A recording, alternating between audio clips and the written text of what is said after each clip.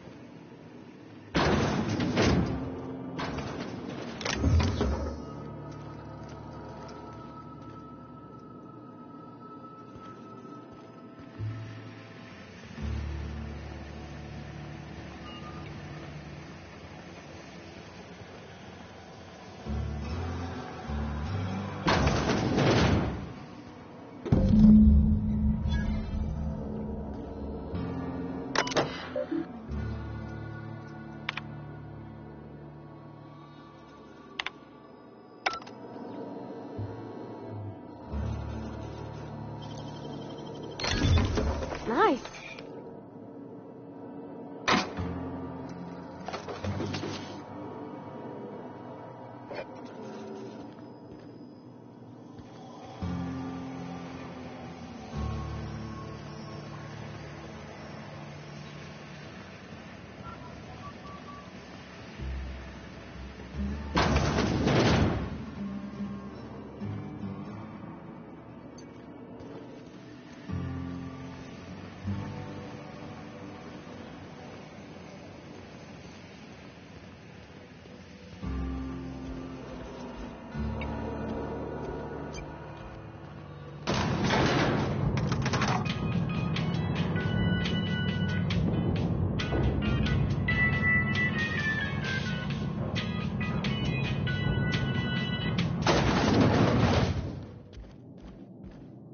If you could see your way to getting us our power back, I'd appreciate it.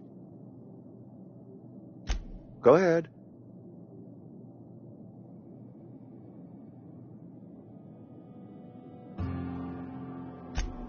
It is my job to keep two eyes on my town. I am the steward of this place, and this is my watch post. I wish you wouldn't say things like that. Yes, as a matter of fact. When I stand at my window and look out over my town, here's what I see. I see decent, loyal, hard-working people. I see a family. We are all part of the Spacer's Choice family. We are all doing what we were brought into this world to do.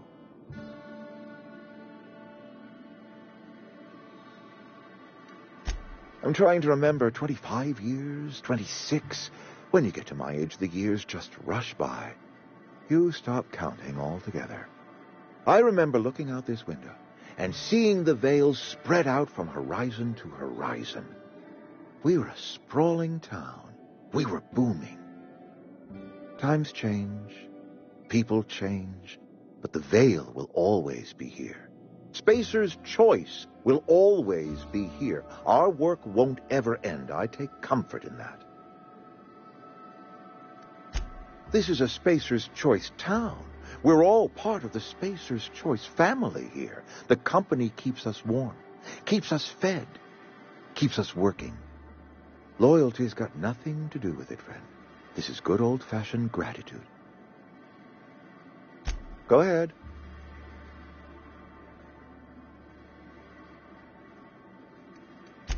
Can we not? Talking about unpleasant things always gets my bile up. If I had enough medicine to treat everyone who fell sick, I would, but I don't. I can't save everyone. So I have to choose. Adelaide's son was barely competent. I treat him with our medical rations, and it looks like I'm playing favorites. Now, I will not pretend to understand the suffering Adelaide must have felt on account of losing her child, but she is not the only one to have felt such suffering. I wish she had stayed with us. Adelaide left us when we needed her most. That I cannot say. There was no moment when the plagues began. Disease always lurks on the fringes of society, waiting to infect the idle and the lethargic. But in the last 10 years, the plagues have become progressively worse and increasingly frequent.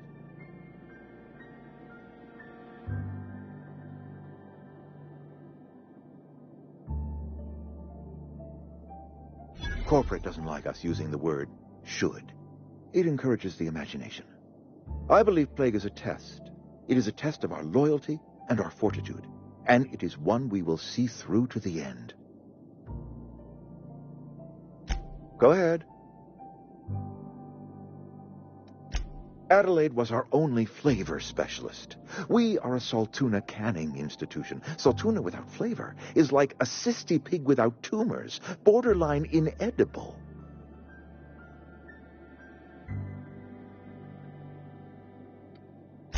Were it up to me, friend, I'd stack our larders with Saltuna galore. No other brand of Saltuna adds as much vim or vigor to the body's humors. But, and this is something we must keep between the two of us, Saltuna is hard to come by, what with being a species indigenous to the seas of another world.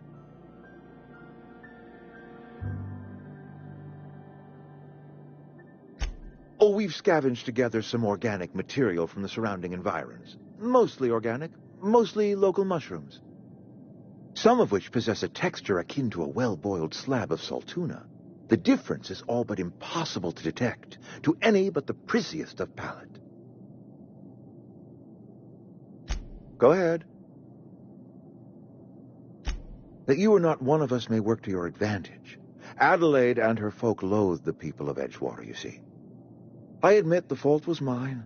I'm about as diplomatic as a bristling canid. I just hope Adelaide and her folk will see their way past my flaws and return to town.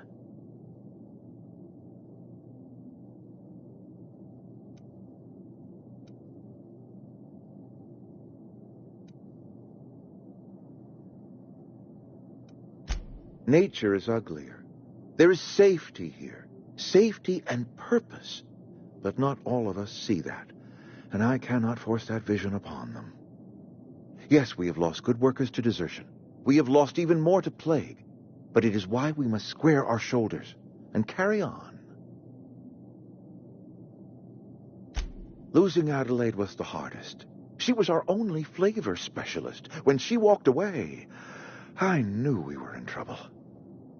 Spacer's Choice Saltuna is renowned across the system for its quality flavors and additives. We used to sell citrus-flavored Saltuna in our heyday.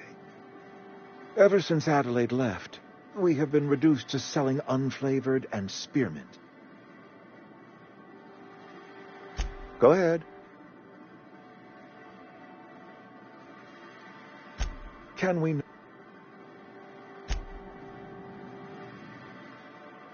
Something on your mind? Go ahead.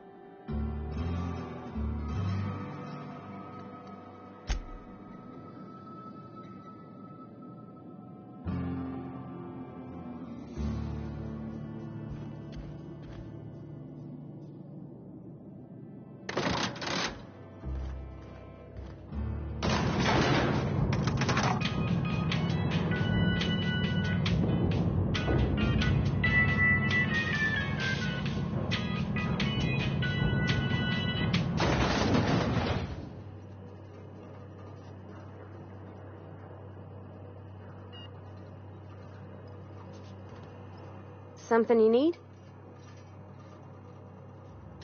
He's just interested in fixing stuff. He always used to follow me around, asking me to explain what I was doing. Like a puppy, kinda.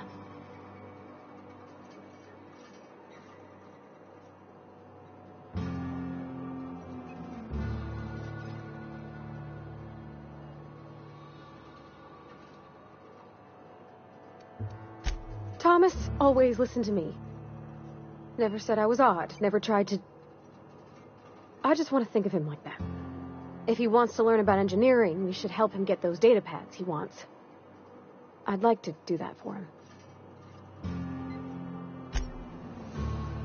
Yeah, huh?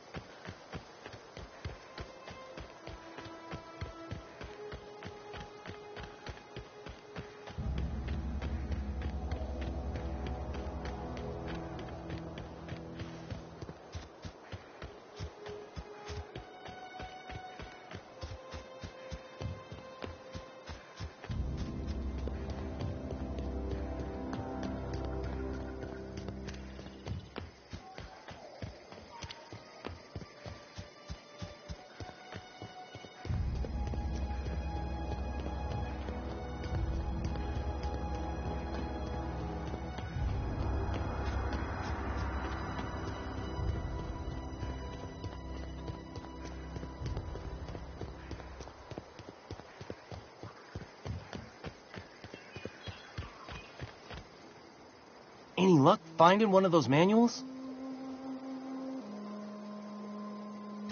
No kidding! Really? Well, which one?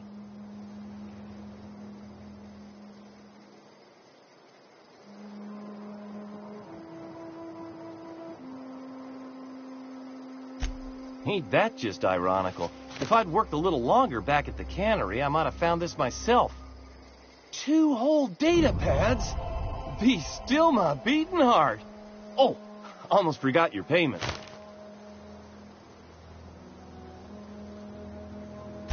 Well, don't keep me in suspense.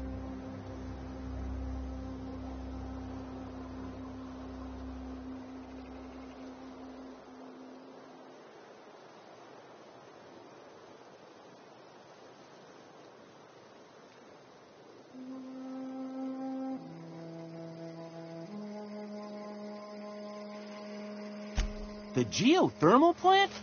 Now that is just incredible! You really went exploring down there? Adelaide always told us it was swarming with hostile mechanicals. That's a complete set. All 3 parts! I'm gonna be the greatest engineer Halcyon's ever seen. Aside from you, Ms. Parvati, I swear, I'll do you proud. I'm glad we could help, Thomas. I've been saving something for you. Just a little contraption I found. Should fit right into your outfit.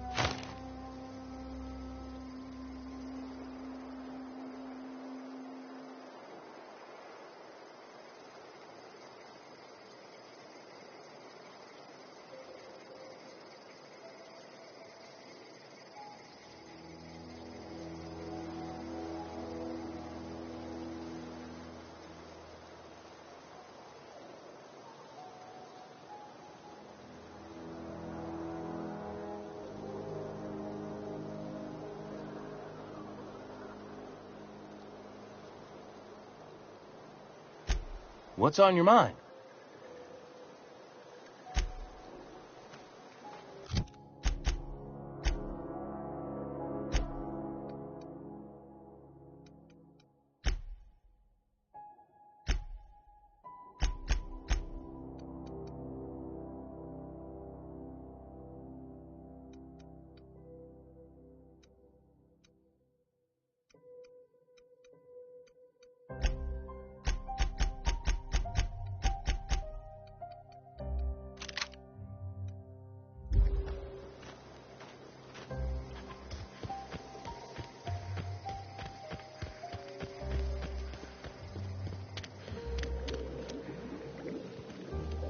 I'm listening.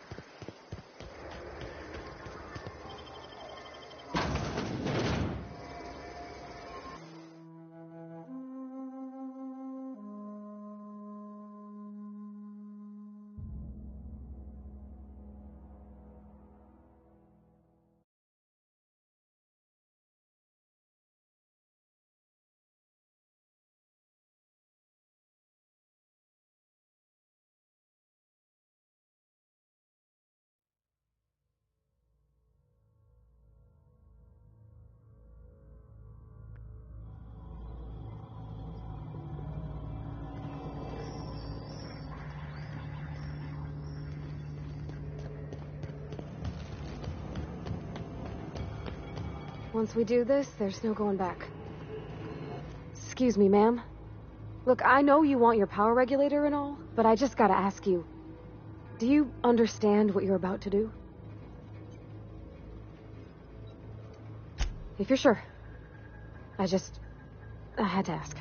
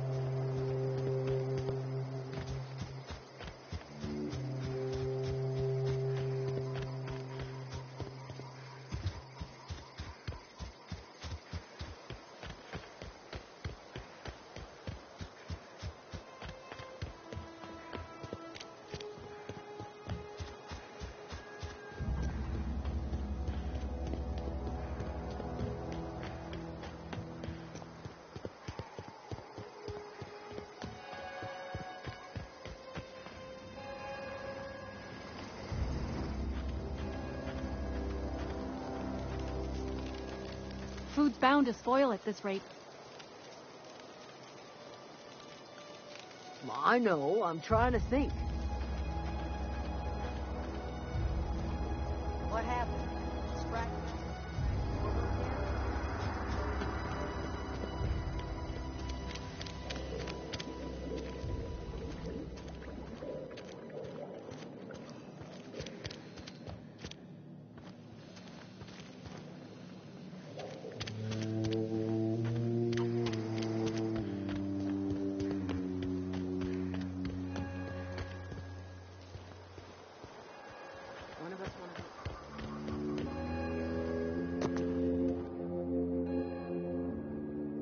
That's the thing about growing old.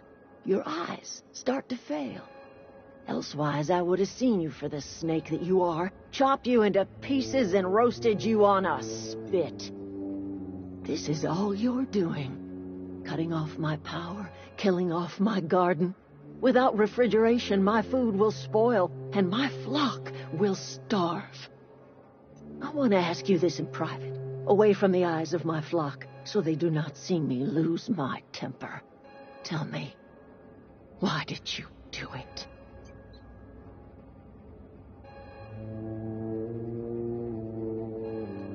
You killed my garden, destroyed my community, sentenced my flock to a lifetime of slavery in Edgewater for a power regulator. Well, shit, I wish it was personal. Go talk to Grace and Thomas. Look them in the eye and tell them their life here is over, and the only thing left to do is go back to Edgewater. This is now your responsibility. And you tell Reed Thompson that I will never return to Edgewater. You offering to cross Reed off, huh? This some sort of twisted reparation for what you've done? Or you just looking for a chance to sow some chaos?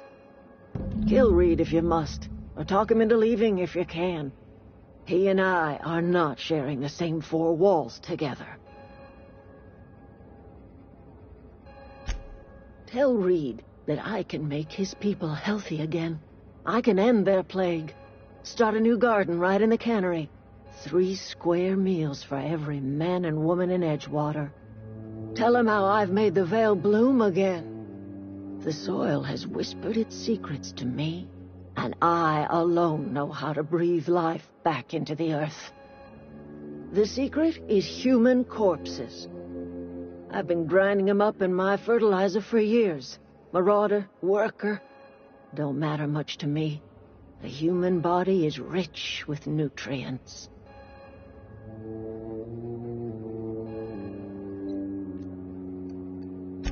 Edgewater Cemetery's got corpses aplenty, enough for a generation's worth of crops.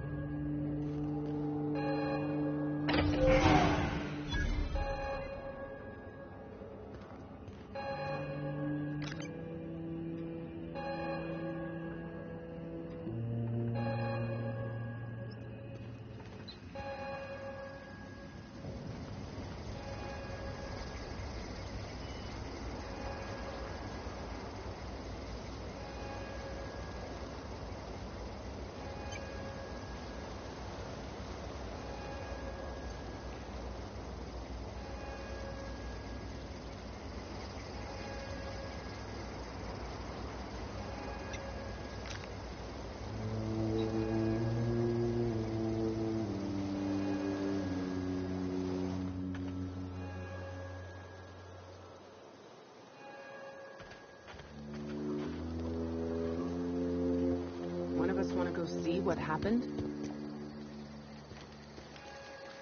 Food's bound to spoil at this rate. Everybody keeps staring at me. It's not my fault the power's dead. I've been thinking about going back. I'm not much use to anybody here. I get sick thinking about working at the cannery. I can't do that again. You know something? I think you're right. The town could use another engineer, and I'm on my way to becoming one. I could do a lot of good in Edgewater. Maybe even keep a garage of my own with a little workbench and my very own toolbox. It's just... Adelaide's never gonna forgive me. Not in 100 years. I go crawling back to my old life in Edgewater, and I'm as good as dead to her.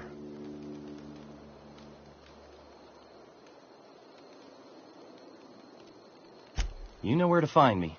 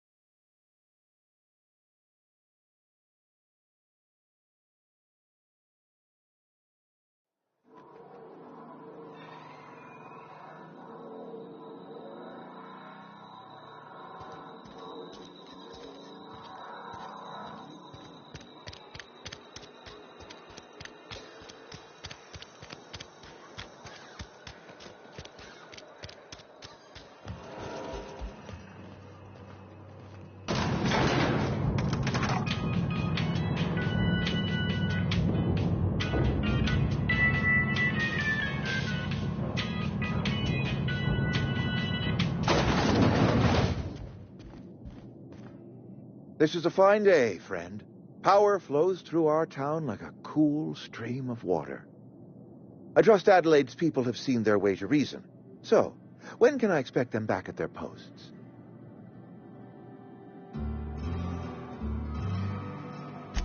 Then we are at an impasse. Stewardship over this town has been entrusted to me by Spacer's choice. I am not perfect. I have made my share of mistakes, but I have done my best for this town.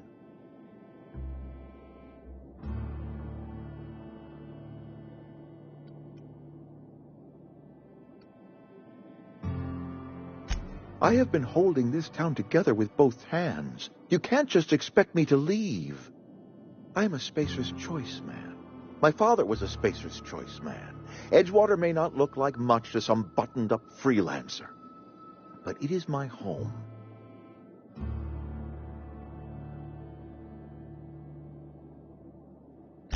I don't believe you. Plague's a reality of life. Best treatment is a good work ethic.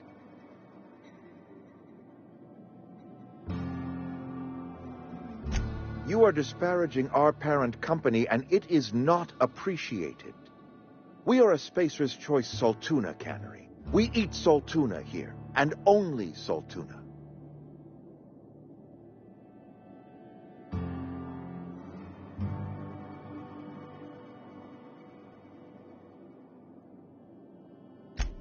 I don't understand. You say Adelaide's growing her own food, but that should not be possible. The soil's gone sour. Company said as much. Our own botanists couldn't grow decent crops for us, so the company got rid of them and shut down the greenhouse.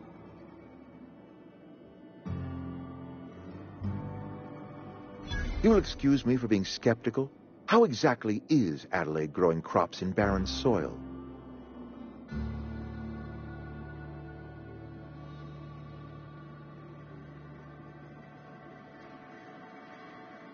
If Adelaide's found a way to feed her people and cure the plague, then she deserves this office more than I do. I won't stand in her way. My life here is ended. Give me a little time to settle my affairs. I'm sure Adelaide will be glad to see the back of me.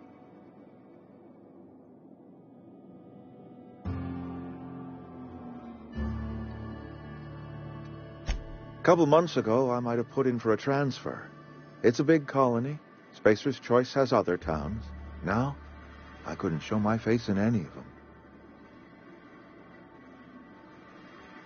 No such thing as an honorable resignation. Suppose I could find a place outside the walls, or put in for early retirement.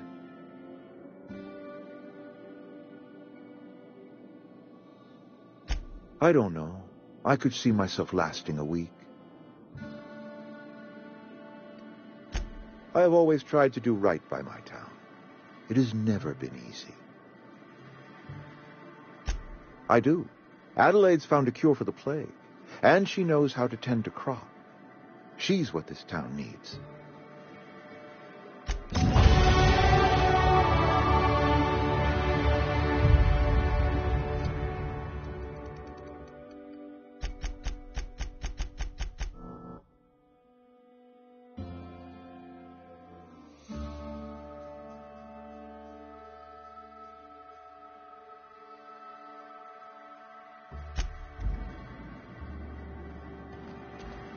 You're safer inside the walls.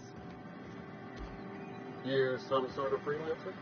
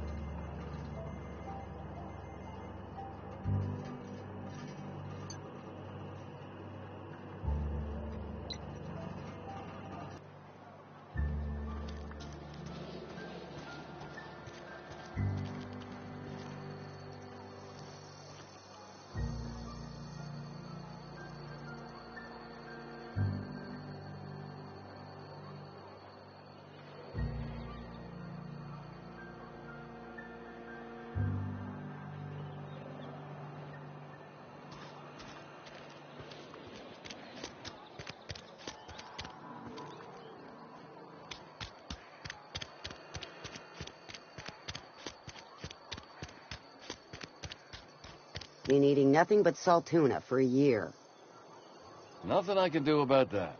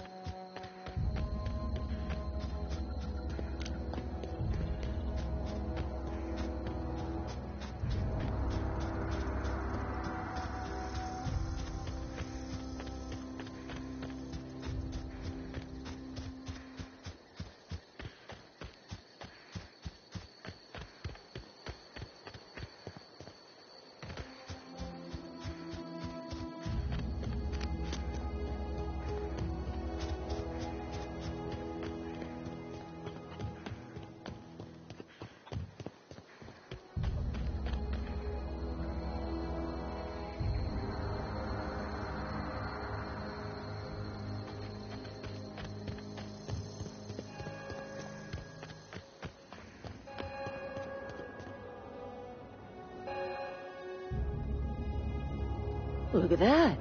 The snake's come back. I never thought I'd see the day that Reed Thompson abandoned his post.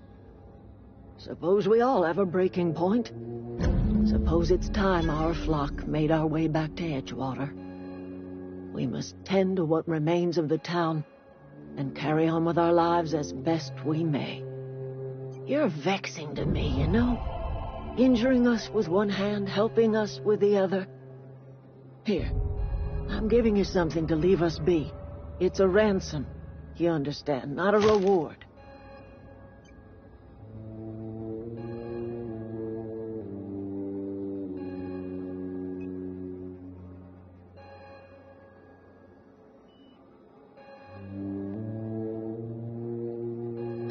You're telling me you did all this just to put me in charge of Edgewater? Stranger, you are some kind of twisted. I might turn that old cannery into a garden. Got ourselves a whole cemetery bursting with bodies. I need some time to gather my personals. Long walk back to Edgewater. Got a considerable burden to carry.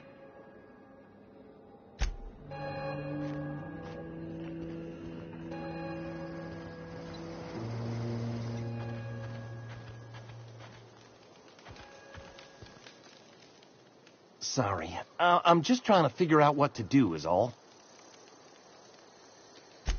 Adelaide said that? Was she sober at the time? I never imagined she'd step foot in Edgewater long as Reed ran the town. Something must have changed in Edgewater. Adelaide's good as family. If she's going back, so are we.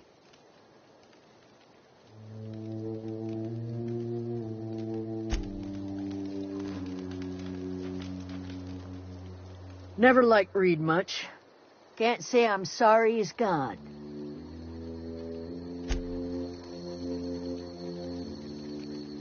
Don't see why Thomas can't just get the generator up and running.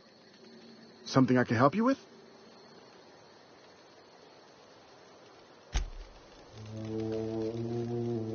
Keep your wits about you, friend.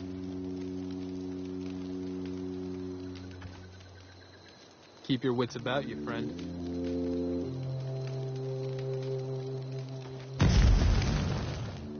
That was a good thing you did, Captain. Helping to bring the deserters and Edgewater folks back together. I hope you rest well on that.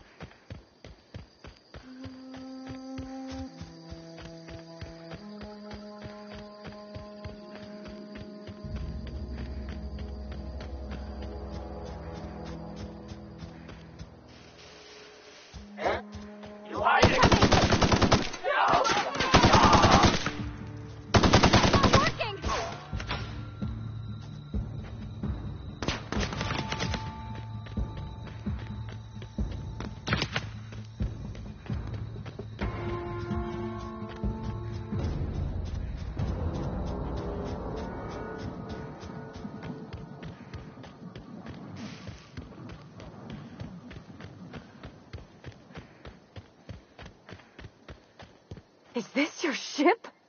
Oh, my stars, she is just so handsome. Does she have a name yet? What's her drive model? Oh, gosh. Listen to me babbling. When I was in Edgewater, I dreamed of flying on a real ship, working on a real engine, belonging to a proper crew. I'm the only decent mechanic Edgewater's got, but every time I think of going back, I get this sinking feeling.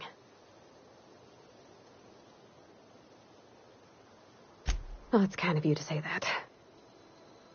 And you're right. I wasn't happy. I want to ask you something, and you can say no. But can I come with you? I could tend to your engine. I know my G-valves for my catalyzers, and I can keep your ship singing. And if you ever need a pair of eyes watching your back, I can do that too. What do you think?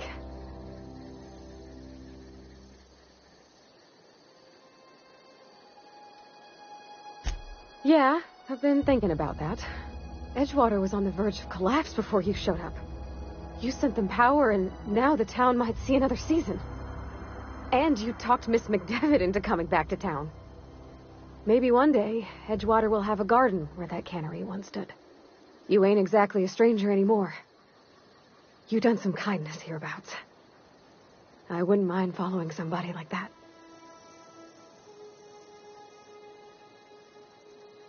Yes! I mean, thanks. You won't regret this, ma'am. Captain. I can call you Captain now. Ha! I got a captain. I think you did the rightest thing you could sending the power back to Edgewater. A lot of people would have suffered otherwise. People I care for. Even if they ain't care much for me.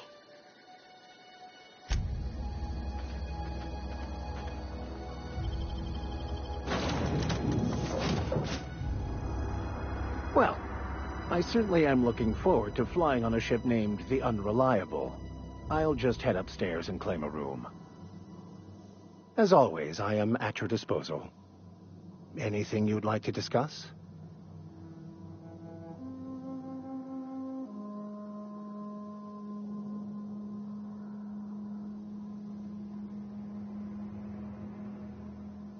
Nothing too out of the ordinary. Just your run-of-the-mill vicar with a violently enthusiastic disposition.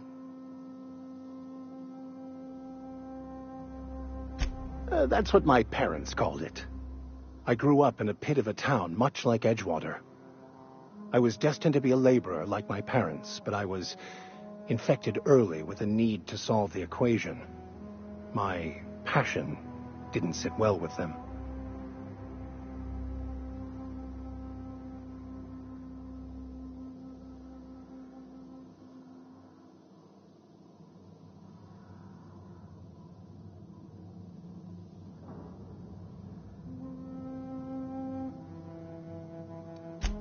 On the contrary, they internalized the precepts of scientism like no one I've ever known. They had a pure faith, a faith that brought joy to them regardless of the situation. I envied that. I wanted that peace. I thought if I became a vicar, I could find it. Or at the very least, find out why I lacked it. They thought I was fighting the plan, should have accepted my lot. Some people pursue the clergy for power, prestige, but that was not me.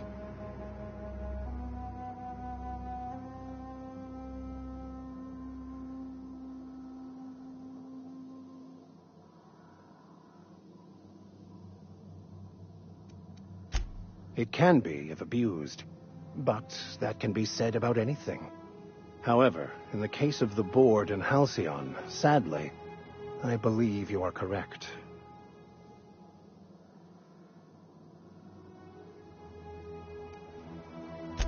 I have run headlong into too many walls in my pursuit of the truth.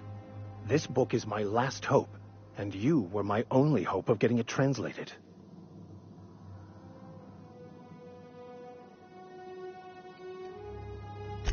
I honestly don't know what I'd do. This quest has consumed me for the better part of my life. I fear there's nothing else left to me. What about you? What's your story? And how did he do that? Well, you do seem different than every other colonist. Let's pretend for the moment I believe you. What are you going to do now?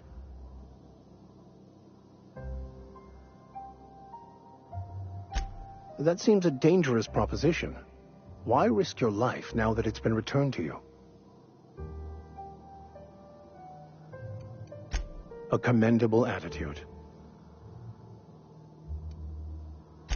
Bakonu, the author, had some interesting theories about man's perception of reality that I thought could be applied to our attempts to decipher the plan. Unfortunately, he was also one of the founders of the Philosophist school of thought, so the book is banned in this colony.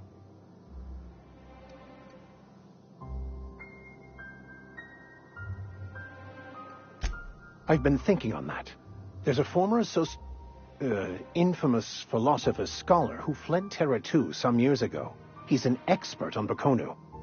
He's also who told me of the journal's presence in Emerald Vale. If anyone in this colony could translate that book, it would be him.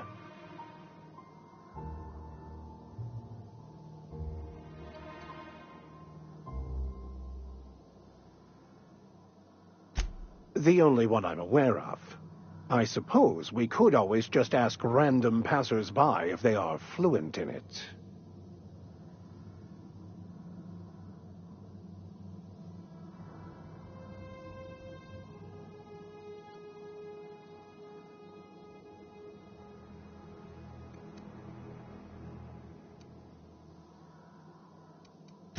A thousand pardons, my good captain. I thought we were engaging in witty repartee. Now, as far as tracking down this scholar, we should start on the Groundbreaker.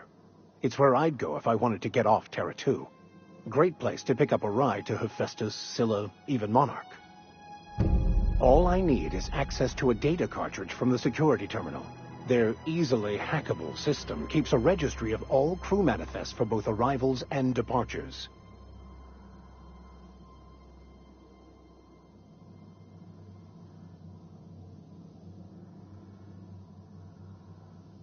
I'll comb the last 6 months of departure manifests to track the Philosophist's off-world destination.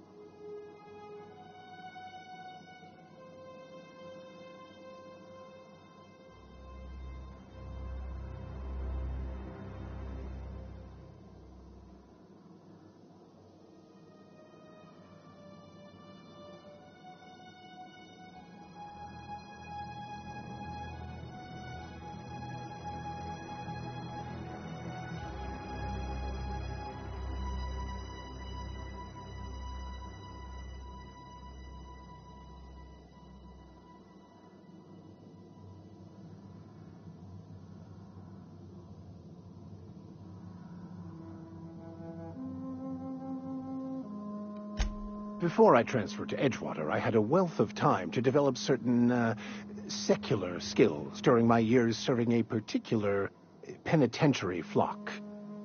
I meditated, led sermons, provided guidance to the inmates as needed, of course. I also played prison yard tossball and taught myself a bit about computronic security systems. Thank you, Captain.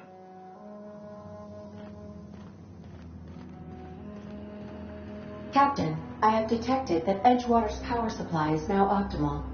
I applaud your willingness to invest your time in the local community. What can I... Do you know how to install a power regulator? Outstanding, Captain. Your aptitude for engineering will prove invaluable in the event of another catastrophic engine failure. Our engine room is located behind you. Across the cargo bay, up the ladders.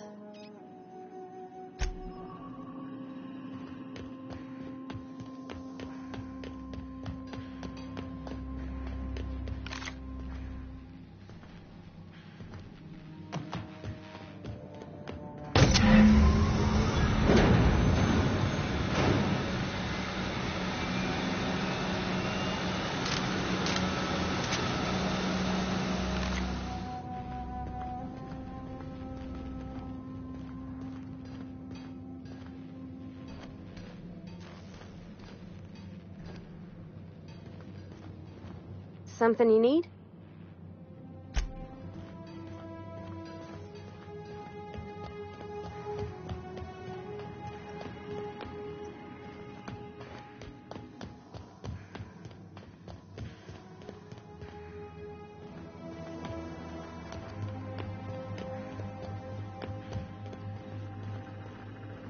What can I do for you, Captain? All systems are operating within acceptable parameters. I am prepared to bring the unreliable into low-altitude orbit. This should prove an adequate test of our flight capabilities.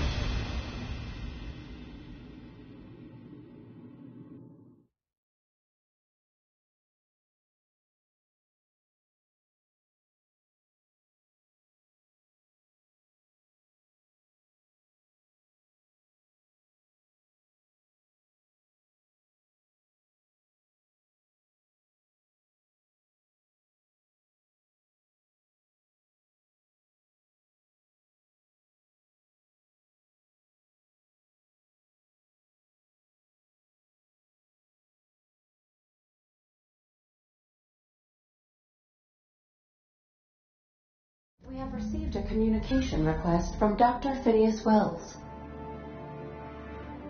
Ah, there you are, hale and hearty, and captain of your own ship.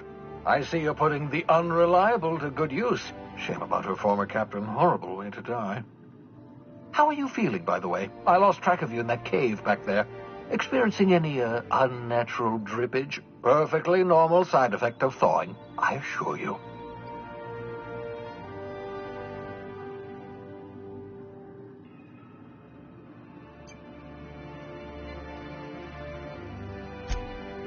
Oh, that, yes, that's probably permanent. I wouldn't worry about it, though. I'm sure you're fine.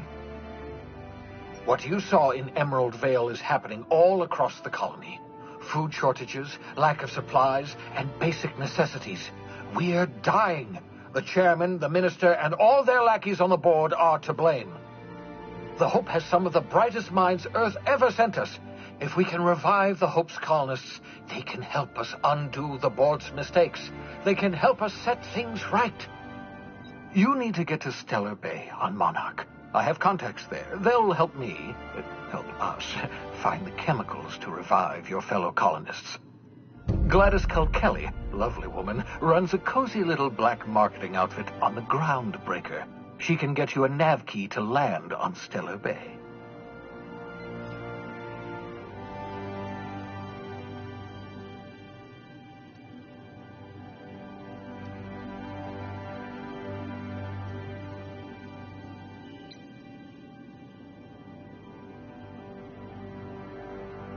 Gladys and I have been doing business for years. Her smuggling credentials are unimpeachable. If anyone can get you a key to Monarch, it's her.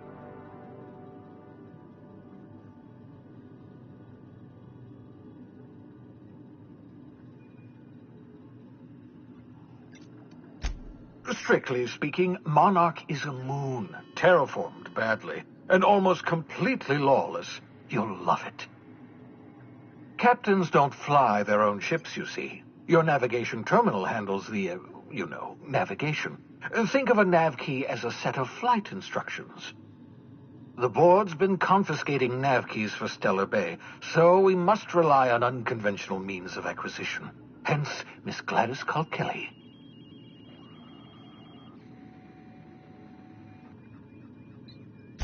Excellent. I'll send her a wireless. Let her know you're coming. By the way, I gave Captain Hawthorne a disguise apparatus of my own design, cutting-edge technology, years ahead of its time. I call it the holographic shroud. I'm sure it will prove remarkably useful to you.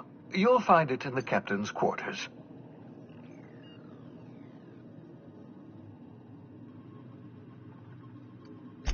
Marvelous device. I'm quite proud of myself. The shroud changes the user's appearance to mimic that of another. It has limits, first-generation technology, you see, but promising. Exciting to see it in use at last. Very simply, the holographic shroud uses biometric information contained on standard identity cartridges to generate a holographic projection around you. Only stands up to a casual scrutiny. Use it too long, bound to flicker, blur, something like that. Movement makes it more likely. Best used in moderation. When you see guards in your path you can't sneak past, for example. Maintain your distance. Act normal. No running, no jumping.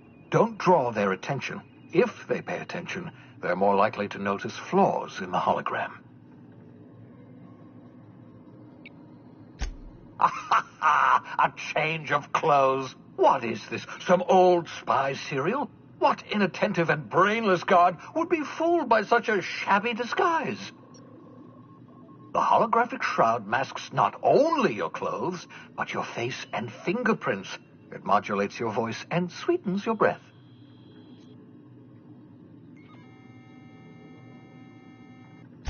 Science, that's how.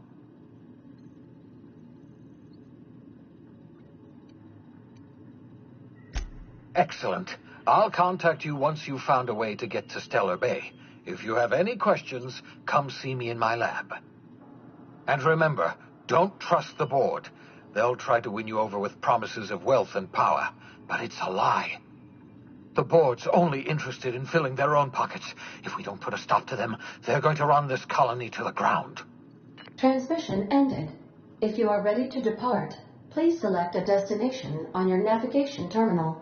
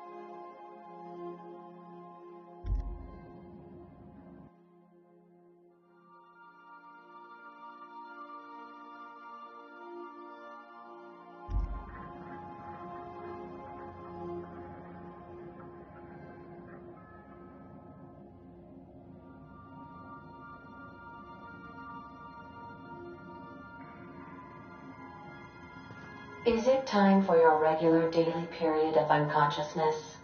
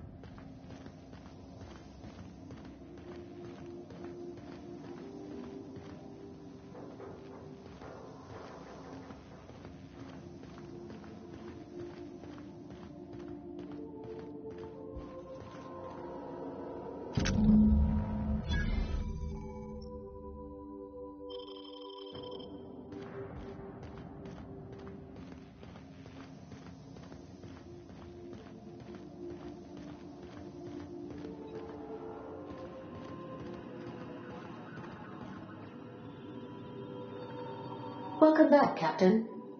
How can I be of assistance?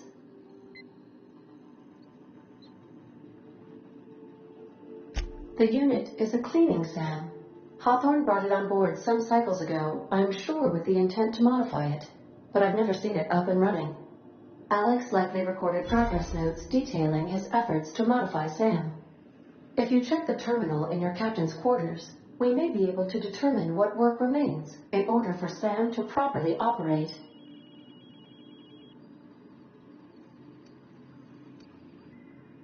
What part of the colony would you like to discuss?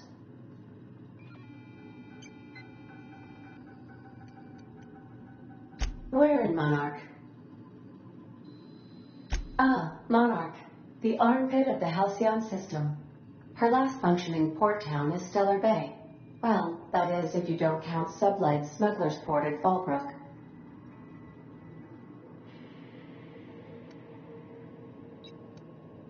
I believe it has something to do with the planet being an uninhabitable wilderness and a lawless land with no corporate presence. You may wish to survey the residents in Stellar Bay for additional data points. It's Sublight run for the purpose of shipping contraband, and before you ask, I don't know the coordinates, so I can't dock us there.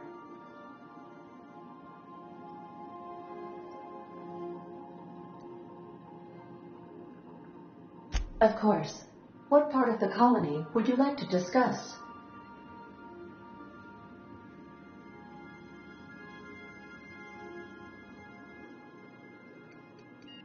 Where in Monarch? Warning. All colonists are urged to reconsider travel to Cascadia due to infestation of mantisaurs and risk of indefinite detention or death.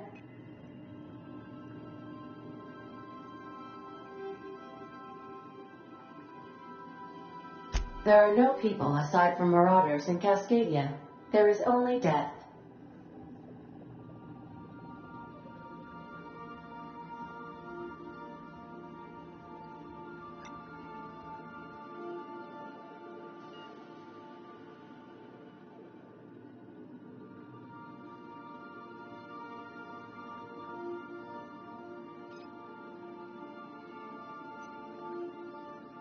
The local report is that you will very likely die if you leave Cascadia's landing pad.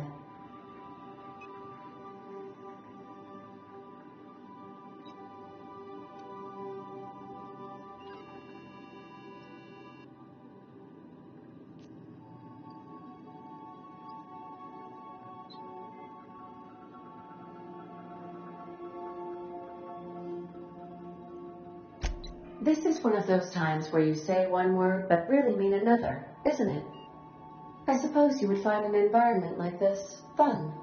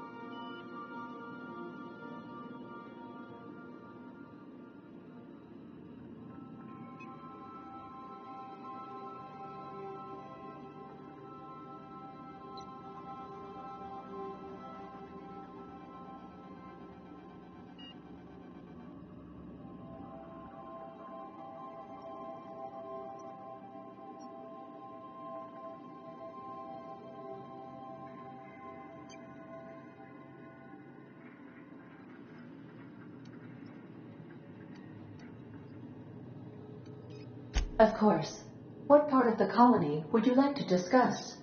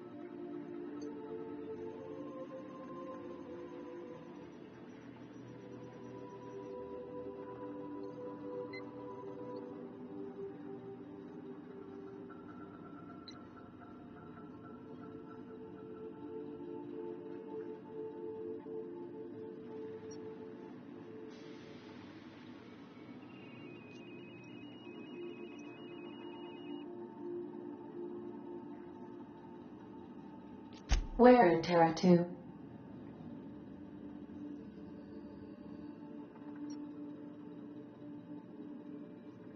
Edgewater is the sparkling county seat of Emerald Vale, or it was when first built. Since then, neglect and time have worn away her shiny veneer. The town is near the coordinates where Captain Hawthorne died.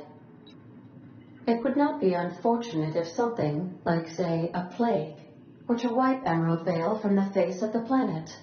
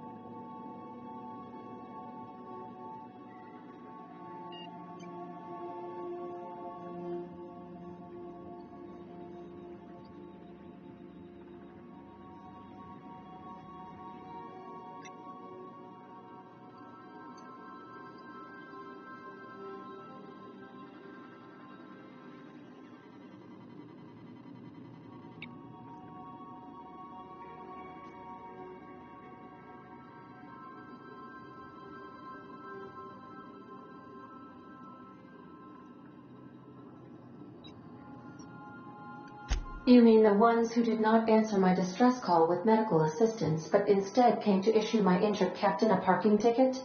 I'm sure they are wonderful humans who don't deserve to be wiped out by starvation or a devastating plague. Since you diverted power to Edgewater, the botanical lab shut down, and the deserters were forced to return to town. Meanwhile, the cannery's output increased, enabling the town's population to prosper. Thank you for nothing, Captain. I cannot say. First, I need to adjust my memory interpretation sensors, but I think my answer is yes.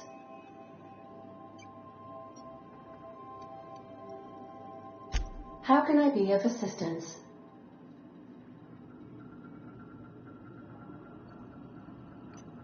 What part of the colony would you like to discuss? Where in Terra 2?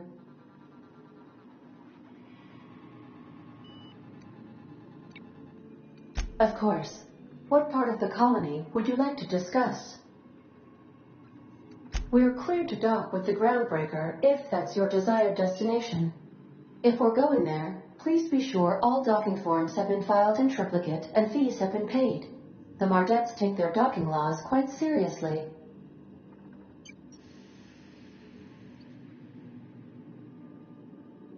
I can, yes. Let me add that to my list of 1,435,498 tasks I am simultaneously executing in order to run our ship.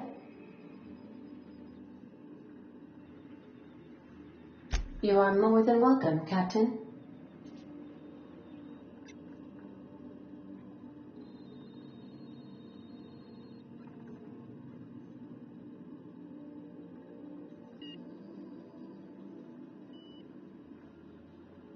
The Groundbreaker was Halcyon's original colony ship.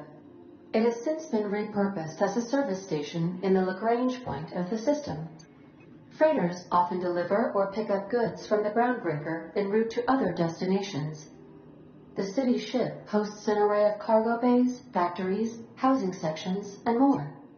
Many of Halcyon's companies maintain office spaces with station representatives in what is considered a truly neutral territory within the system. I have filed the required docking forms in triplicate, and fees have been paid.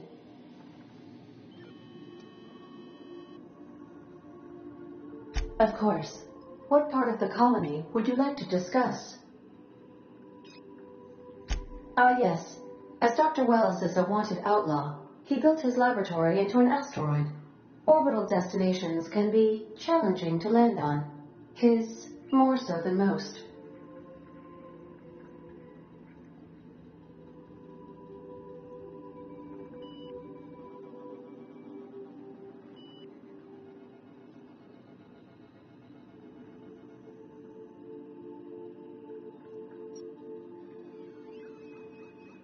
The outlaw scientist known as Dr. Phineas V. Wells has taken a measure of precautions to make the lab undetectable to those hunting him. Even knowing the location, my systems resist my orders to go where I instruct them.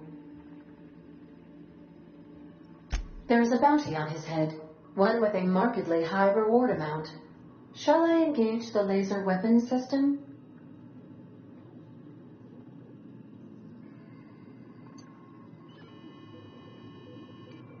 A sensible choice, as we do not have any laser weapons. The outlaw scientist, even knowing... Take care. I require... Welcome back, Captain. How can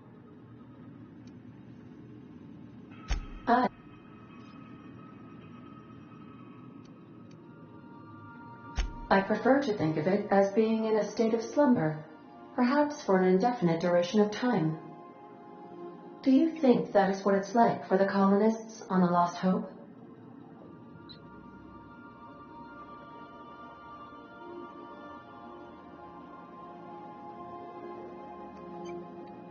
When I simulate myself in such a scenario, I do not find it to be desirable. I think my self-preservation protocols incline me to desire the alternative. Traveling the system with you, Captain.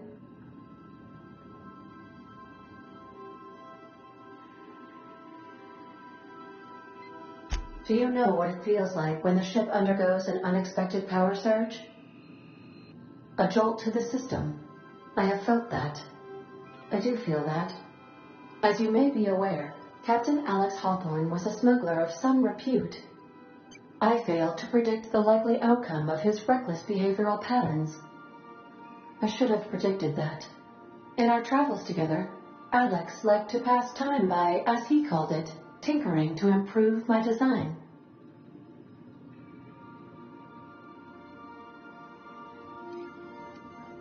If you mean, was Captain Hawthorne my first? Yes, he was. How can I... Certainly, Captain. What would you like to hear? I need a little help with my calculus. Can you integrate my natural log?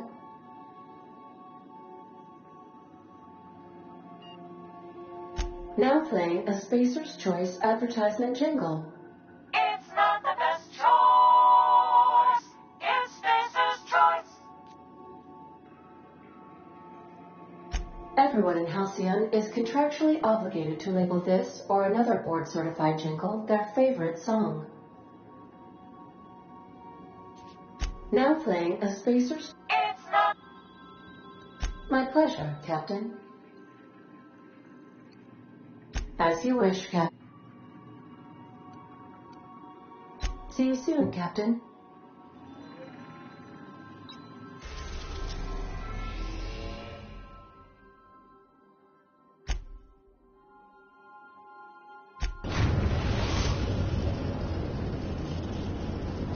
We've arrived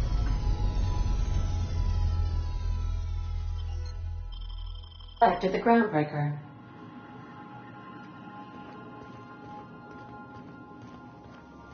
Can we talk? Hey, Captain.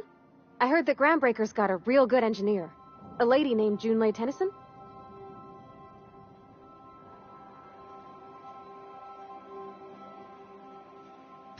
I was thinking that maybe I ought to meet her.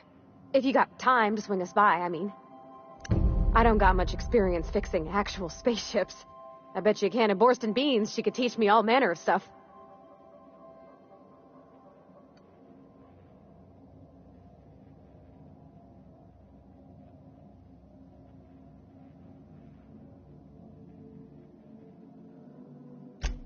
I abso-surely can. I'm a passing fair mechanic. Even Mr. Thompson would have said it's my only skill. But I'm used to working on cannery lines, AG loaders and the like. There's tricks about ships I ain't learned yet. All I'm looking for is a few pointers. I bet a lady who runs a whole station has forgot more than I ever learned.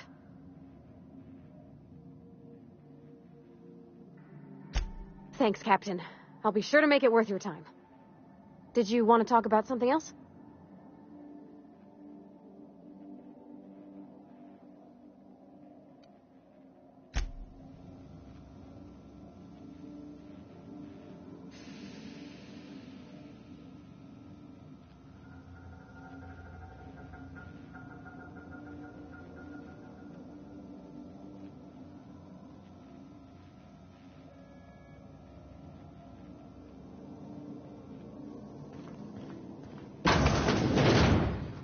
Thinking of tinkering at the workbench? I used to love watching Alex work. Now I like watching you.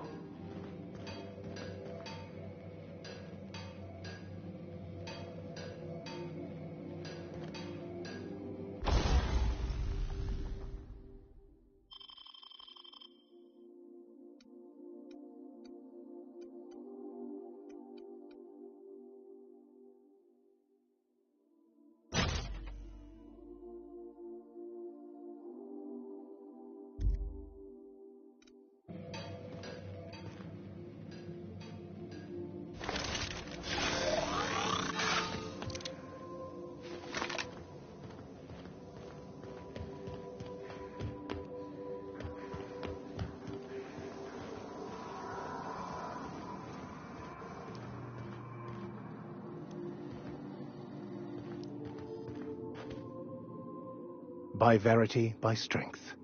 What are we contemplating today?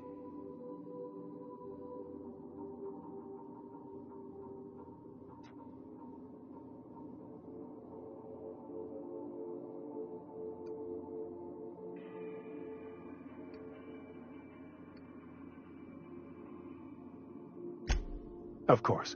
Are you ready to break into security on the Groundbreaker?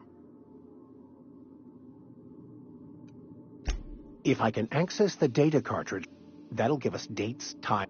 I'll comb the last... Thank you, Captain.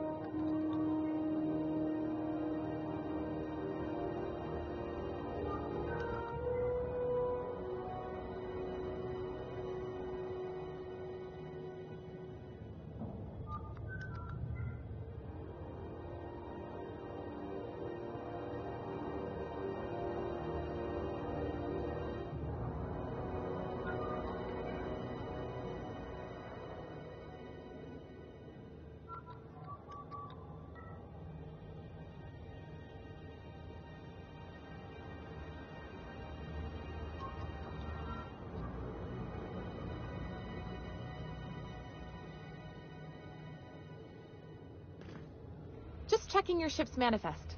Standard procedure. Welcome to Groundbreaker, by the by. Smells like grease and unwashed bodies.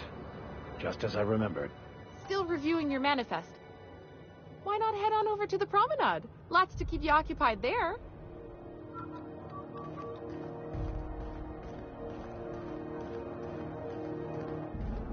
That's not the point. This halfwit just knocked out one of my workers. Hey, no offense, but I don't think this walking Saltuna can's gonna appreciate you interrupting. Keep talking, Millstone. See what happens. Now's not a good time. I'm dealing with a problem here. So, go space yourself. Problem solved. You must really want to truncheon through your teeth.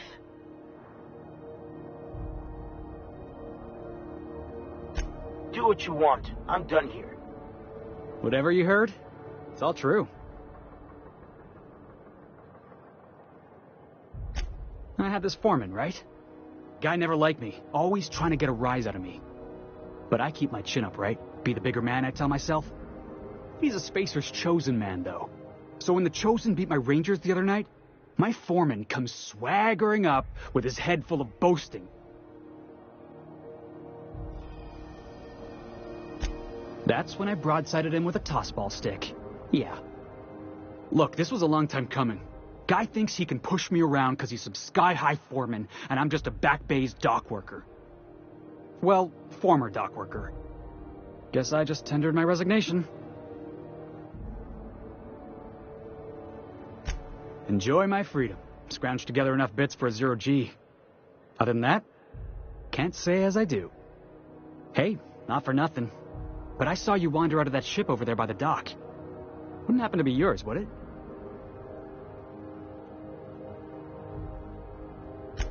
Captain of the Unreliable. You're like something out of a serial drama. Hey, I don't want to talk your ears off, guessing you got places to be. I appreciate your time.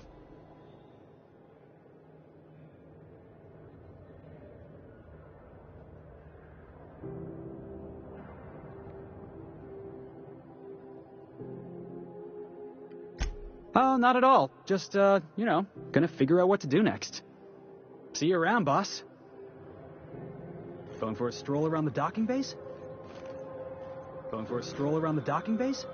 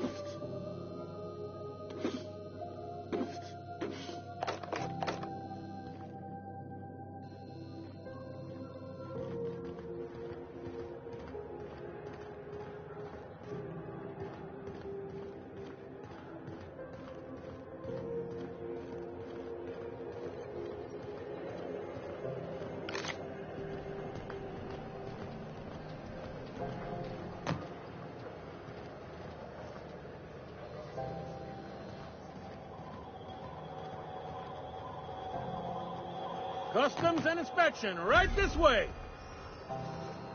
Identification, please. Captain Hawthorne, you said. Let me apologize in advance. I'm about to ruin your day. According to your ship's record, you've been flagged by the board. Your ship will be impounded until such a time as they see fit to lift it. But we've hardly been out of Edgewater. Well, isn't... Now, hold on. This isn't the end of the world.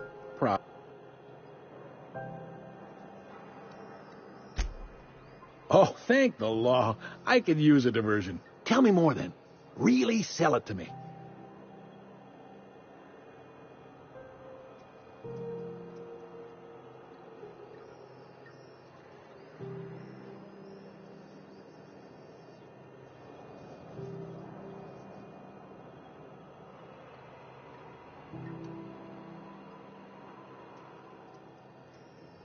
Please, you can do better than that. Where's the drama?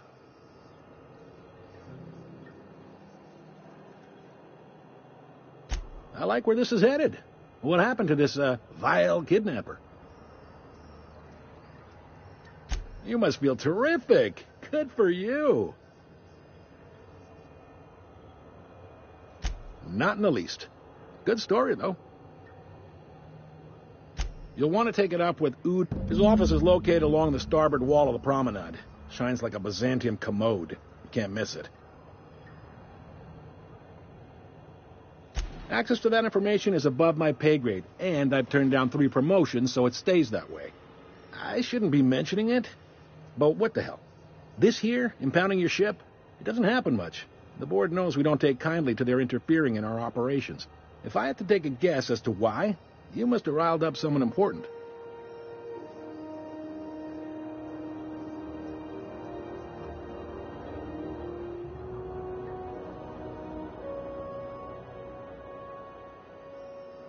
You take the starch out of them, well, you won't hear any complaints from me. Oh, and if you're headed that way, would you mind doing me a favor?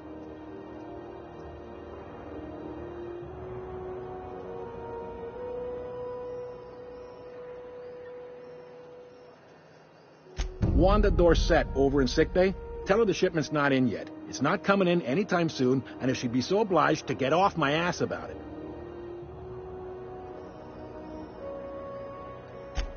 A handful of SAM cleaning units retrofitted for surgery. I don't know much else. I stopped listening when she started yelling. Much appreciated. Is there anything else I can help you with?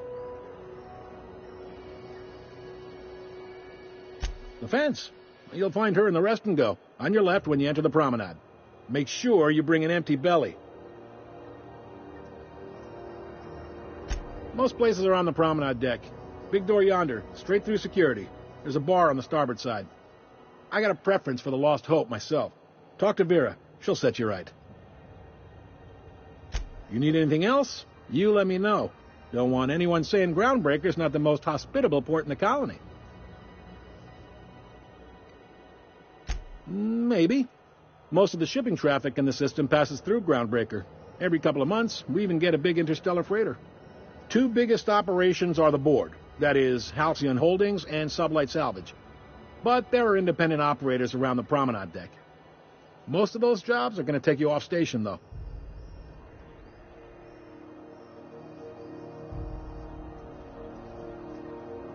Commandant Sanita might have a couple of folks she needs killed. Bad folks, I mean. Not regular folks. She'll be at the security desk behind me. Chief Junlei might have an errand needs running. She's all tied up trying to fix our heat problem. You'll find her in engineering. No kidding? I'd love to get a look at this old girl's innards. I bet they're real twisty and weird. In a good way. Happy to help. That's my job. You're real... Well, thank you, miss. It's not... Can we move this along?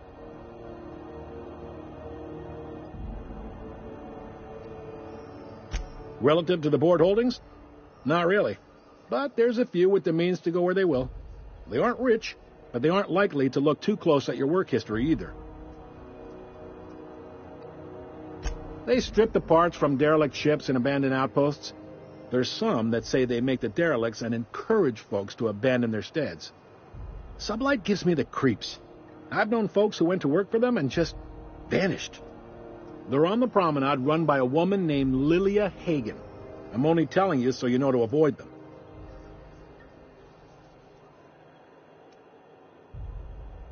All right.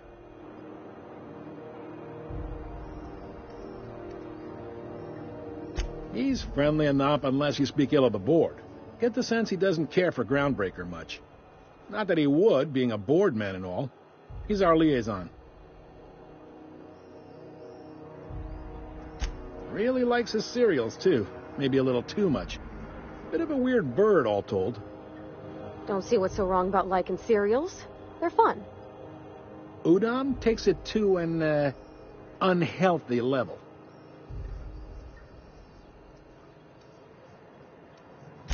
You noticed, huh?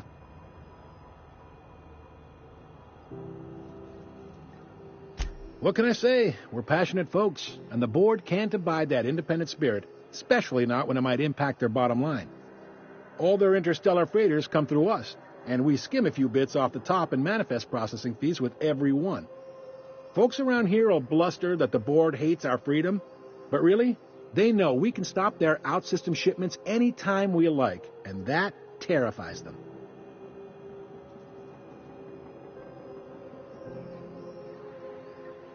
You mean the heat? Sure, we could make them fix it. But what would they do in retaliation? They got assault cruisers, gunships, and a handful of mining operations at their fingertips. We push them too hard, maybe they decide we'd be better in 10 trillion little pieces. Or they cobble together a new Groundbreaker and put us out of business. The board wouldn't do that. Would they? The board is necessary to provide order to the colony. They believe it's their prerogative to overrun you. But whether you allow that is up to you. It's a tough line to walk, no doubt about that. But we make do all right. So far, anyway.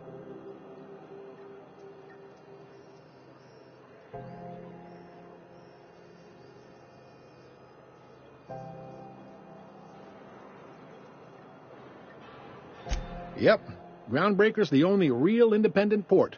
Aside from us, there's just tramp freighters and wildcat miners. Seems like every year the board's offices get bigger and their ships take up more of the landing base. Haven't seen nearly as many tramp crews this year. Sure thing.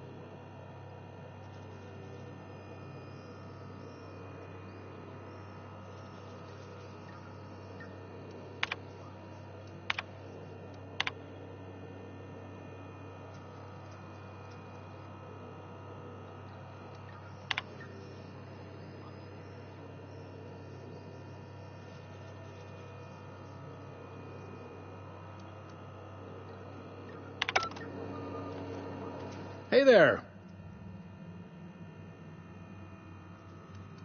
BC.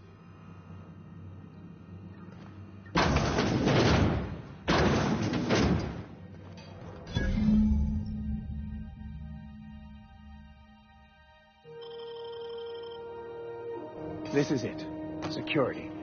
I can check the departures registry to find out which crew the Scholar shipped in and out with.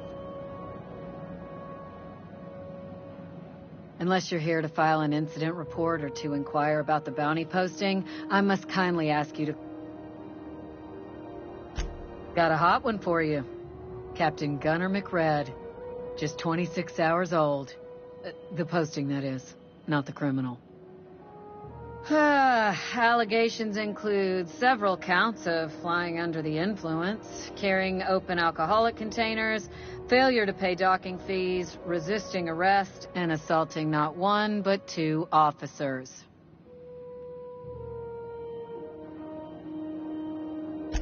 Swerving in the air was more like it. Then he crashed hard into the dock and tumbled out of his ship and fled on foot. Spilled Rizzo's Violet Spectrum vodka all over Officer Hartley. An affront of its own, considering none of us are approved for anything higher than green spectrum.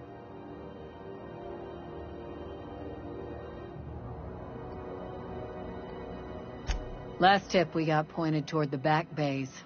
You want the reward? Do the legwork.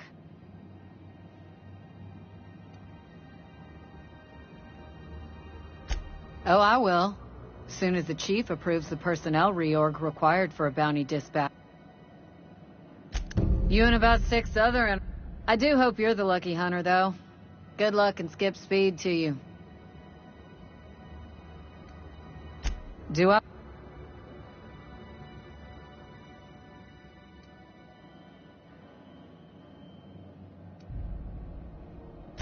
Then get to business or... We're the security... The original force was made up of a Marine detachment from the 77th Marine Expeditionary Unit, Trailward Fleet. Folks started calling us Mardettes because it was easier to say. Guess it stuck.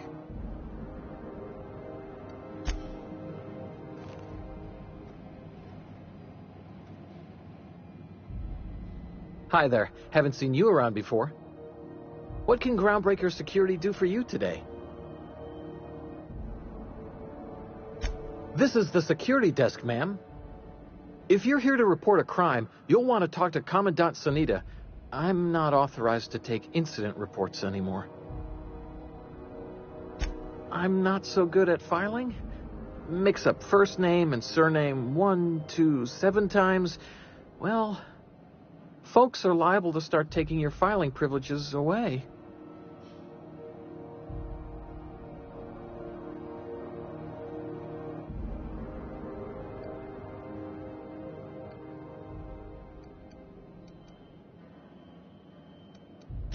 We can't just let anyone walk in here.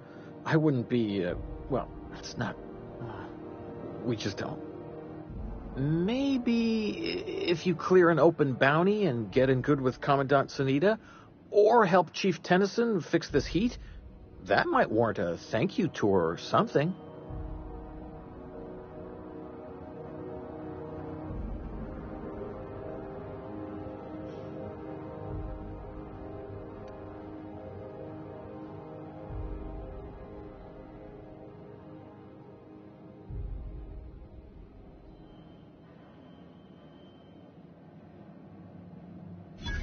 All right, I guess. In and out, though. Just try not to do any shady stuff. I'd like to keep my job.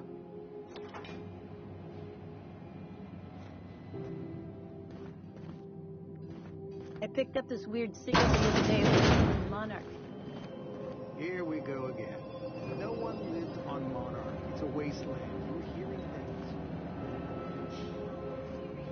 There was a lot of static at first, but then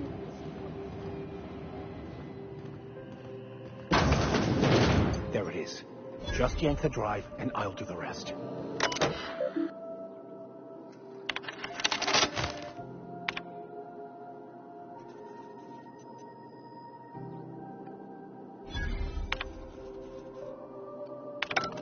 Now that we have the data cartridge, I can finally find out where that scholar I'm looking for ended up.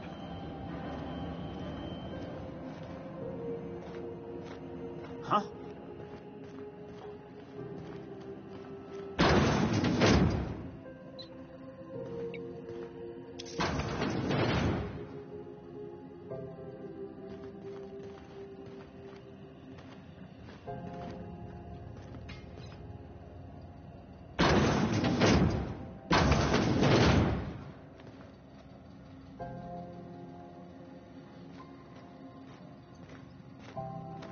Got my sights on you.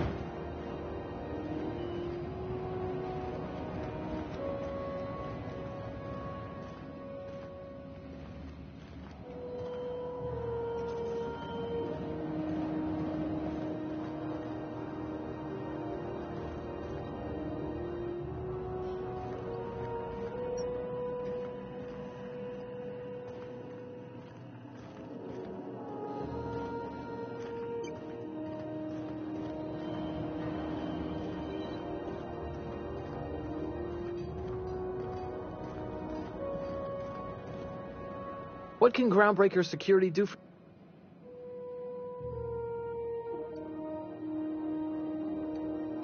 Chief Tennyson don't generally hire outsiders for station jobs, but you could try asking at Sublight Salvage.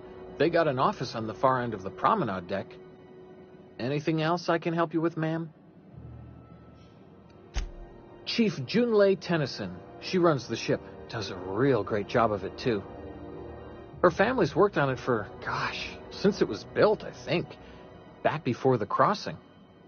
What's she like? Is she a good boss? Good as she can be, I guess. What with all the troubles Groundbreaker's facing. She could stand to lighten up, I suppose. But she tries her best to do right by folks, and that's what matters.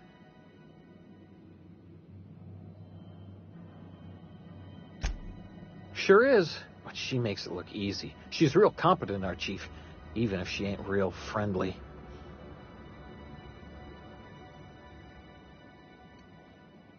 They're run by Miss Hagen. Half the tramp captains and contractors in the system have worked for her. I ought to warn you straight off. Scuttlebutt says some of the jobs they do aren't exactly above board. Downright anti-business, if you catch my meaning. Let's say there's been times when I heard somebody needed a thing, and somebody else had such a thing, but they weren't inclined to sell. Now let's say the one who had the thing suddenly found theirs missing, and the one who needed got one. If anyone asks, Sublight says it got salvaged from an old wreck. Case closed.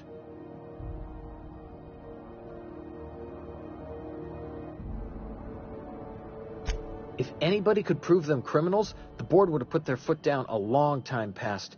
They always got, what do they call it? Deniability? Something gets nicked or someone turns up dead, Sublight says, hey, independent contractor, not our responsibility. But everyone knows what they're doing, top to bottom.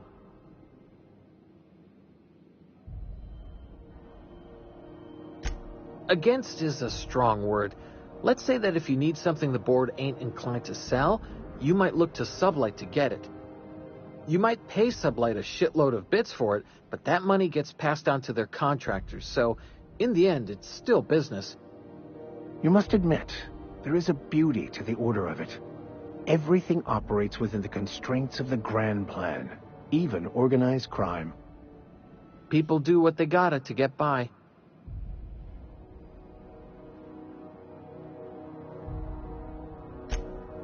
Oh, sure, sorry.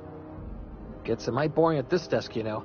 Then I get to chatting too much, and Commandant Sonia's gotta reprimand me again, and... Oops, doing it again. Sorry. Oh, don't worry. Captain's real understanding. Can't speak for the captain, but I'm used to listening to folks drone on about their pointless, depressing lives. Awful generous of you, listening to me like this.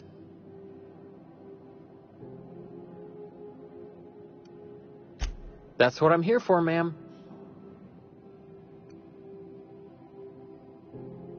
Sure, and stuff from outside the system, too, off the interstellar freighters. That's why we also have so many armed Mardettes on duty here.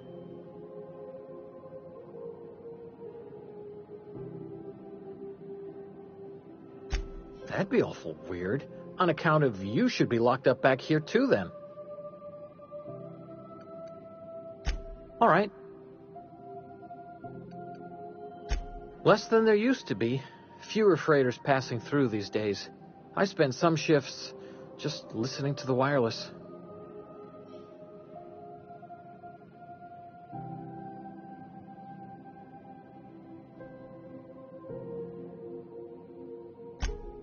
Search me? I mean, don't search me, because that's my job. Get it? I reckon you'd have to ask the folks in Byzantium.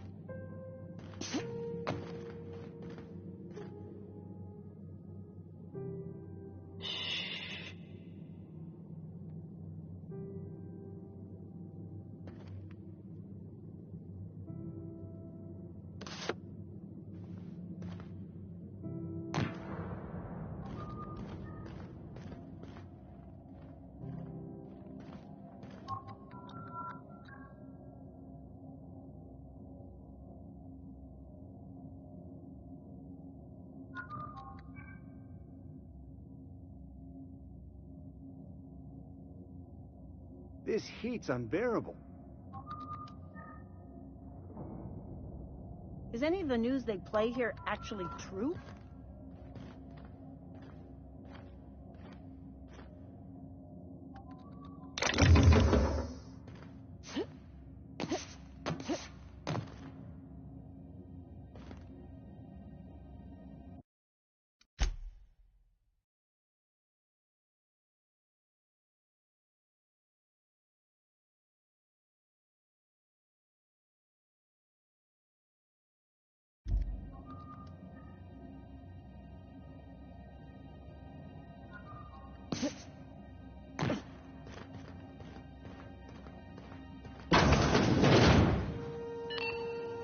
This is Halcyon News.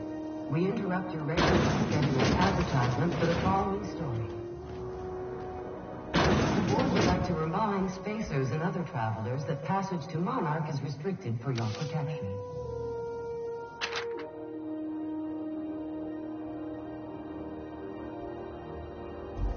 Canyons of acid and sulfur rain are the least of the horrors plaguing the surface of Monarch.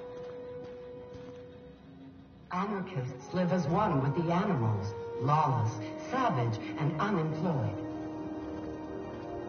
The board's embargo ensures that nothing can leave the planet and threaten our hard-working citizens. This is Halcyon News, reminding you that there's no I in news, no we in Halcyon, and no Mercury in Saltuna.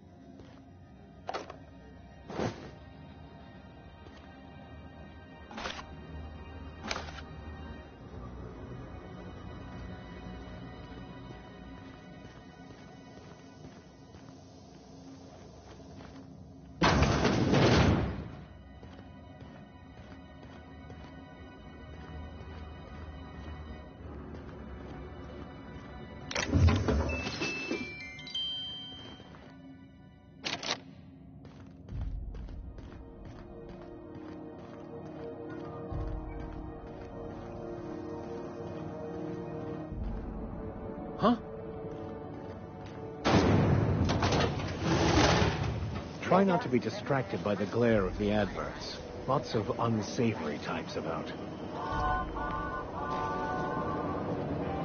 Hey! Rizzo's Mock Apple Cider. A hard cider for a hard life. Rizzo's Purple Berry Crunch. Triple Shell Flakes and Purple Berry flavored Power Nuggets. Rizzo's Spectrum Vodka. Aftertaste the rainbow. Rizzo's Knock You Out Bar. A CCN 76 milk chocolate bar with caramel and pea-free nuts in it. Rizzo's Purple Berry Fudge. A salt sour candy shell. As far as you know, I'm not drinking on duty.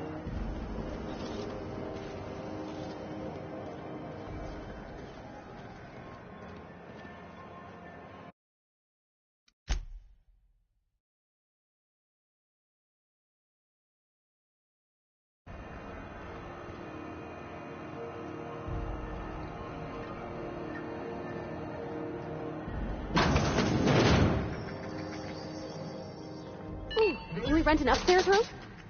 We interrupt your regularly scheduled advertisement for the following story. Tossball finals are scheduled to begin, but a scandal has rocked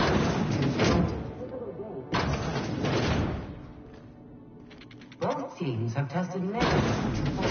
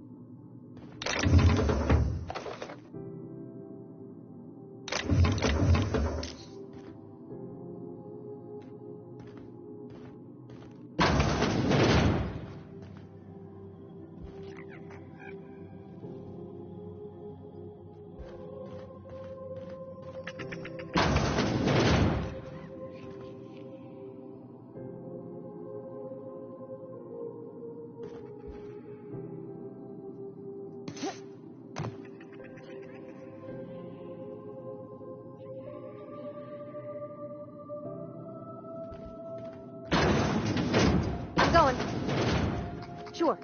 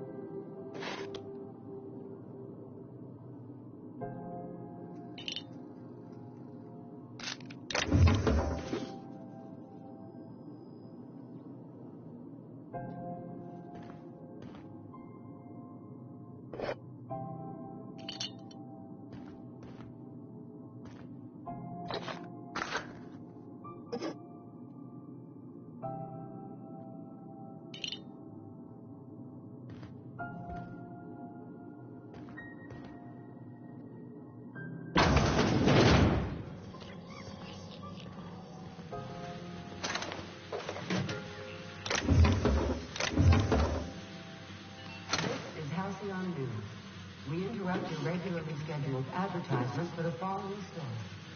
Do you have what it takes to defend your corporate calendar from the dangers of alien wildlife?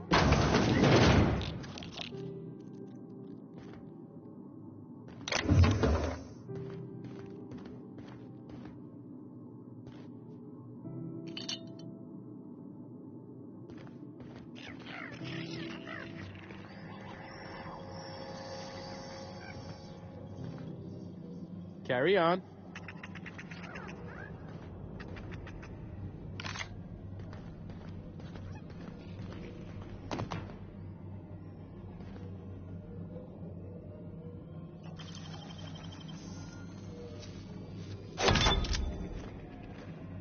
Just passing through, minding my own business.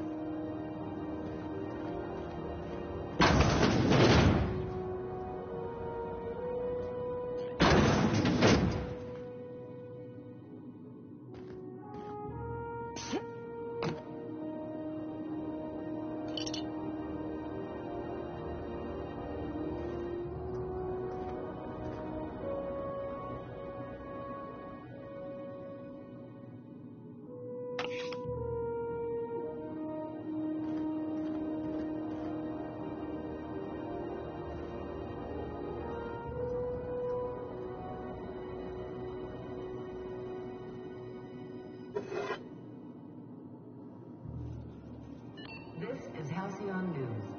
We interrupt your regularly scheduled advertisement for the following story. Remember Auntie Cleo? Because she remembers you. When you were sick, who took your temperature? When you were hungry, who gave you a needle full of love? Auntie Cleo, that's who. Have you given your auntie a hug today? This has been Halcyon News, your only source for news in the Halcyon colony.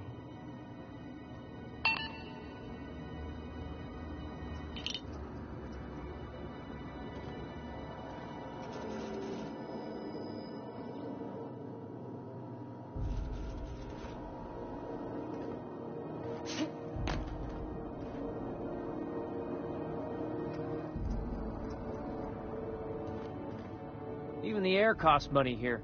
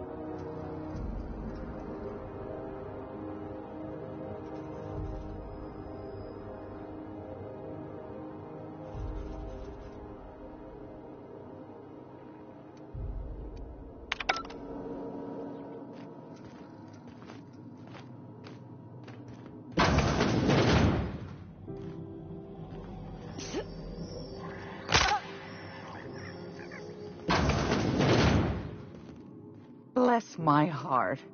A stranger come knocking on a poor old woman's door. You here for a particular reason? Or did the neighbors tell you how good my sugar cookies are? Made without a single natural ingredient, or an oven. Just like store-bought.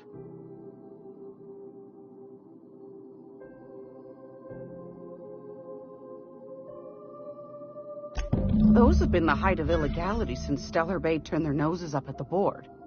You and I could be thrown to the void just for discussing such a transaction. Lucky for us, Groundbreaker's a free port. We're outside of the board's control. For the time being, at least. Now, I only have the one nav key. And they're hard to come by these days. It won't be cheap.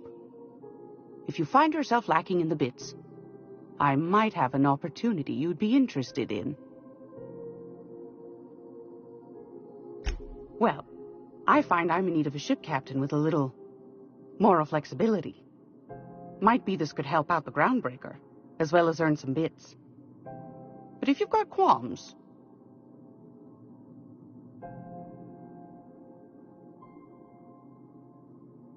Do you know Edna, over in engineering? Sweet as a pea, that one. On occasion, she'll pass along transmissions I might find interesting. She sent me a recording of a distress signal she'd scraped from the Groundbreaker's comm array. Curious thing is, it came from an outpost called Roseway. And Auntie Cleo abandoned that place years ago.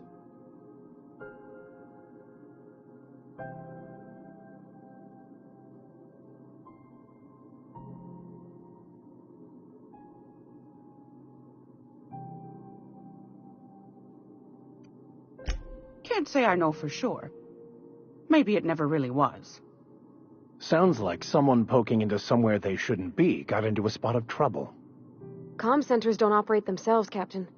Someone had to have sent that distress call manually. Those corps are cleverer than all get out.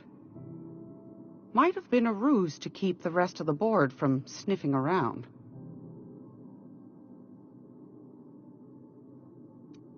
Edna didn't seem to think so. And I trust the dear girl's judgment. Well, maybe not in men, but she knows her comms. So, like as not, someone's been down there recently. And if someone set up shop in Roseway, I'd wager they got something to hide.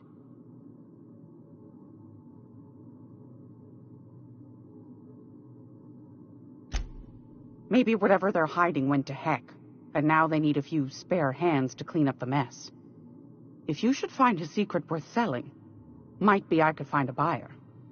Corporate bigwigs will pay top bit for inside information on their competitors.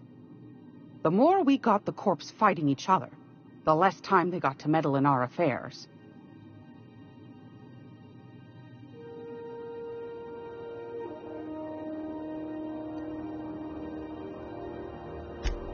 Neither do mine, dearie. Old Gladys knows the value of good work. You'll be compensated accordingly, I can promise you that.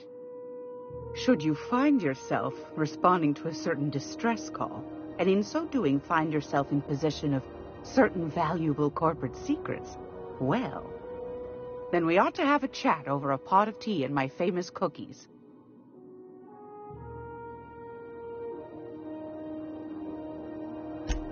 Law bless your atoms. Here's a copy of the SOS recording, complete with the coordinates. Don't forget to come find old Gladys when you're done. Might want to acquaint yourself with Junlei Tennyson, Groundbreaker's chief. She's been trying to get a handle on this heat problem we've got. You'll find her fretting in engineering. I'd say she's a sweet girl, but law forfend someone call me a liar.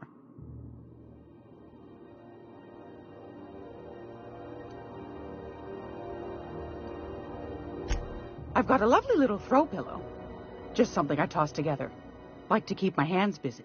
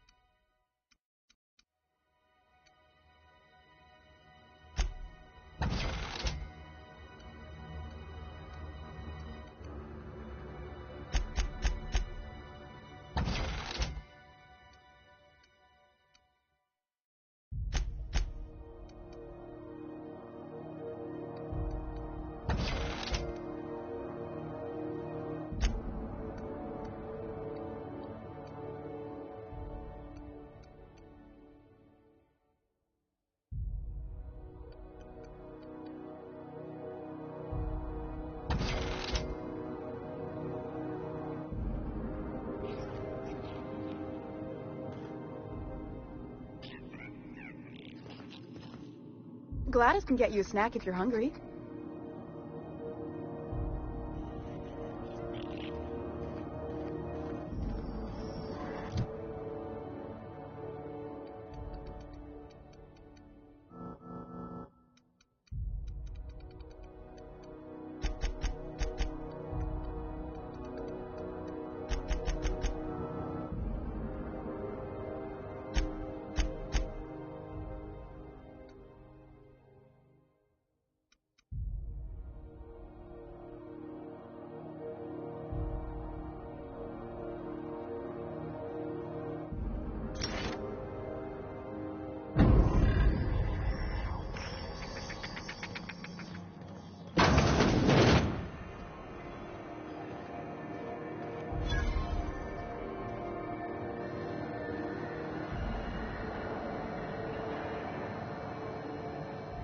Sorry about the heat.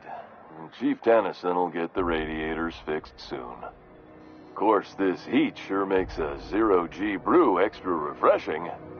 It's an ale that's good for what ails you.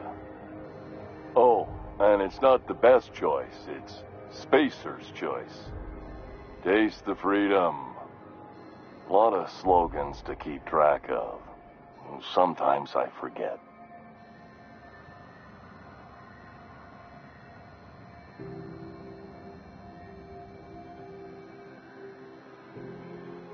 Heard of it? My orientation aether wave showed that famous Saltuna cannery, which I'm sure smells as good as it looks.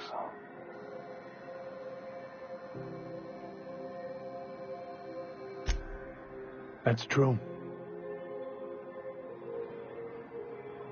Yeah.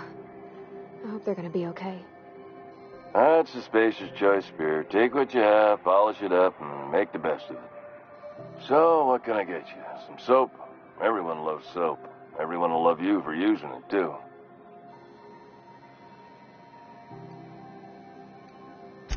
Anything and everything. Whatever you want. We got it. And when you need a replacement, we got that, too.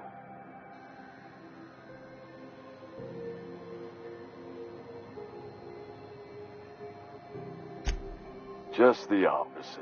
Spacer's choice items are always new, hot off the shelves, because customers just can't stop buying new stuff. Oh, sorry. Got the line wrong. You want me to do it again? Spacer's choice items are always new, hot off the shelves, because customers just can't stop improving their lives with our fine products. You could go broke buying overpriced Aramid gear, or you could buy from us at a much more reasonable rate.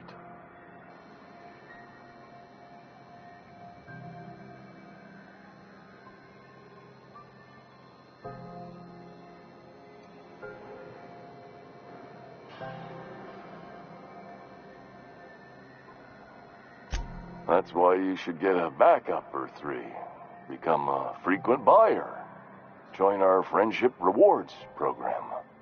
Program currently unapproved in Alpha, rewards and friendship pending. I'm bound to satisfy headgear-related inquiries. Please send any complaints to our Consumer Care Headwear Division.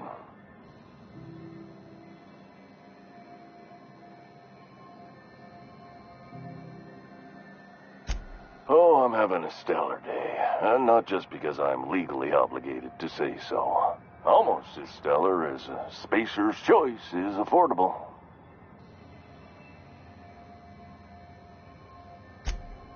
I can see all of the top quality merchandise in the Spacer's Choice catalog, which is available here at a reasonable price. Spacer's Choice regrets that we don't sell toothpaste at this time, but we're always working on delivering exciting new products to our customers. Sprite Wash, Mouthwash, and Mantafloss are among the exciting line of dental goods currently in development. Don't miss out on these deals. You'll find none like them on all of Groundbreaker, or anywhere in the Halcyon Colony. Trouble sleeping? Try our lunar eclipse mix.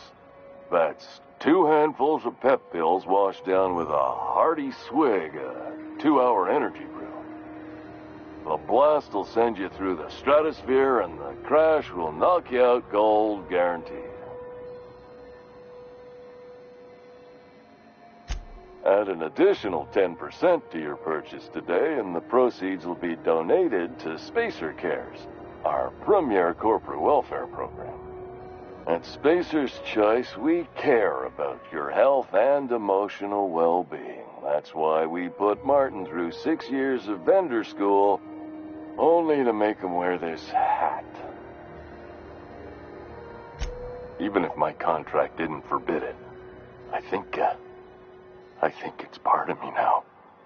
Now, are you ready to make Spacer's Choice Lunar Green Moonmouth lozenges a part of you? Lunar Green. The future is spearmint.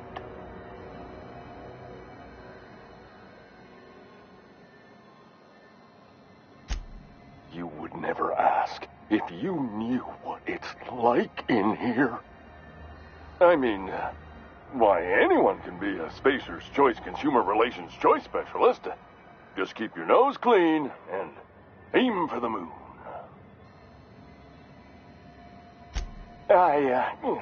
Damn it.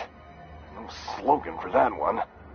Look, this hat, my job, it may not seem like much to a brave space captain, but they're all that I have. If there are self-made purgatories, then we all have to live in them. Mine can be no worse than someone else's. Now, if we're done with the chit-chat, I hope you don't mind if I make the most of this short life and try to be the best moon person I can be.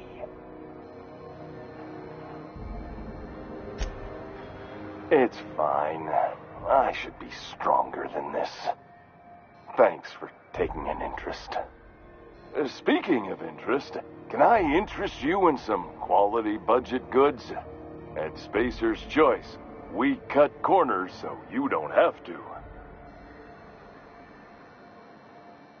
Have a look.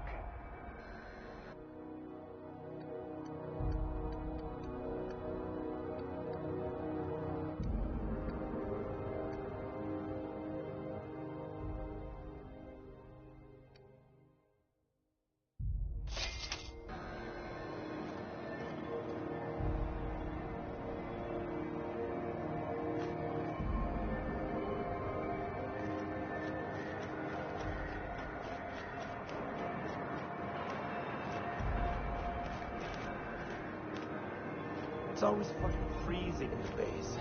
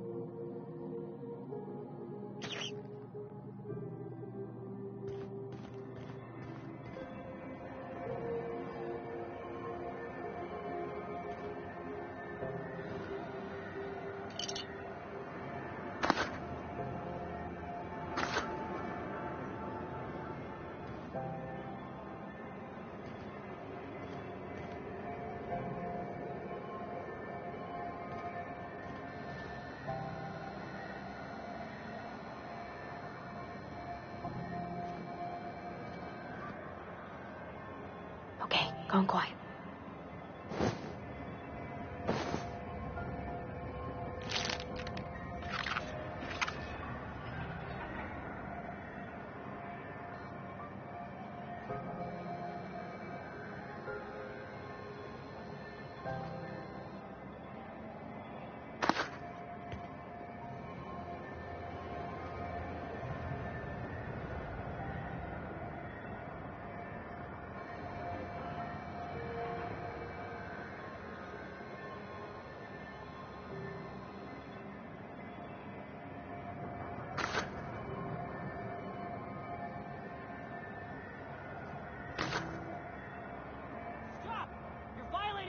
Policy. What about the rail gliding championship? Watch out, Captain!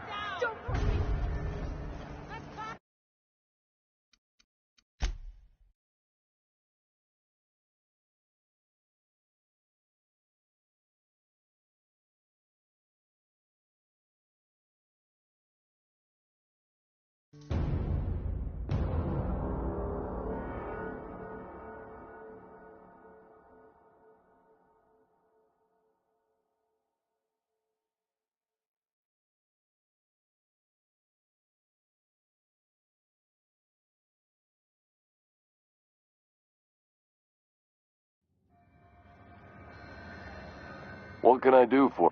Don't take.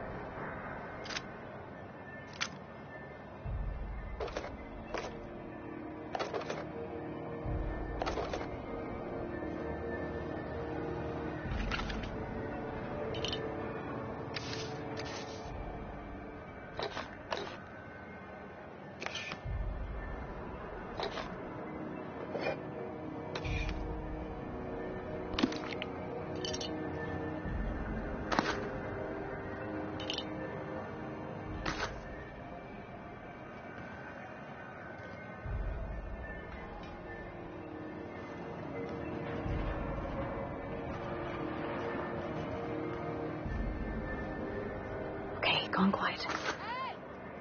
What do you think you're doing?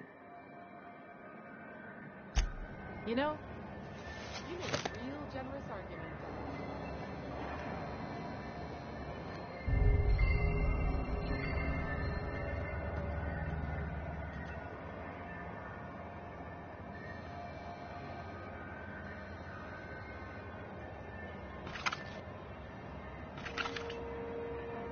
Hey, stop that!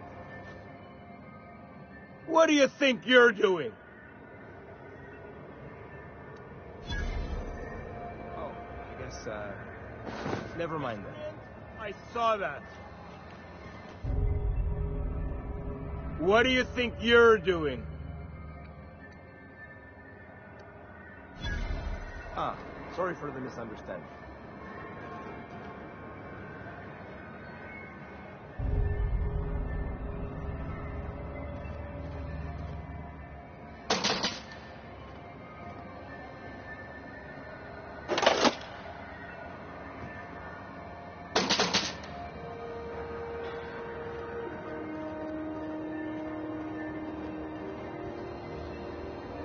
Looking for some space? Don't take my word. Have a look.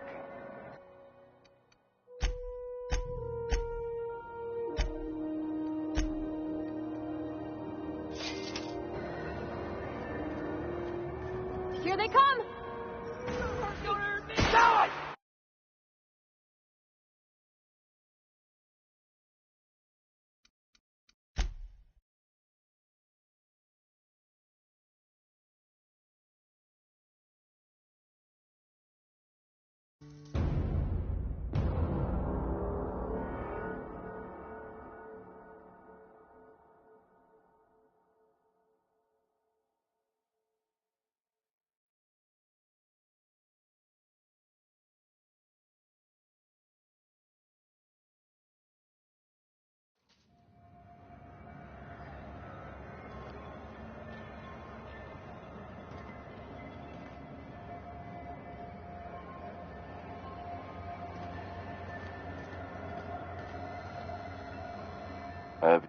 Don't take my... Have a look.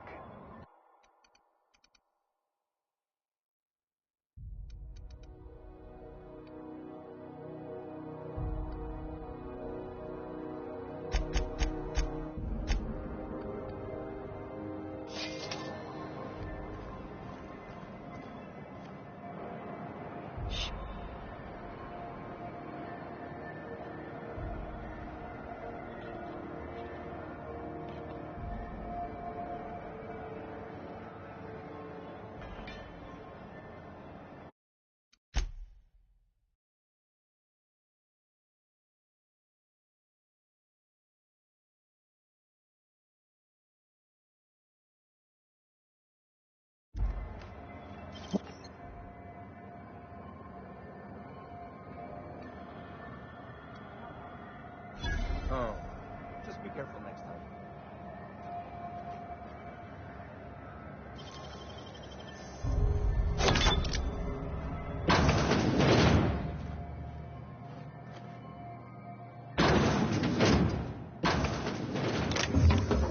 I'm going.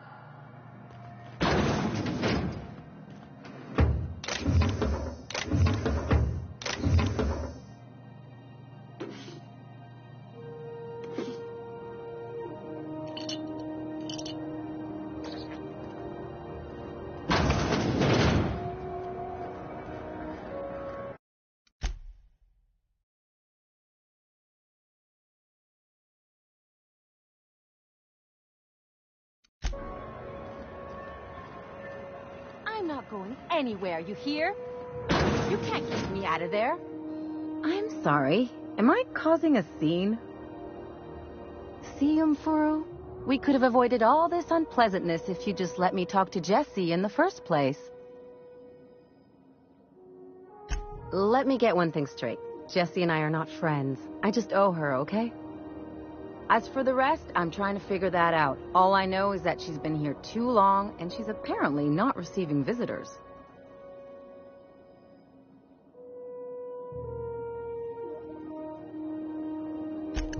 Be my guest. If you know something I don't about dealing with hospital bureaucracy, I'll be impressed.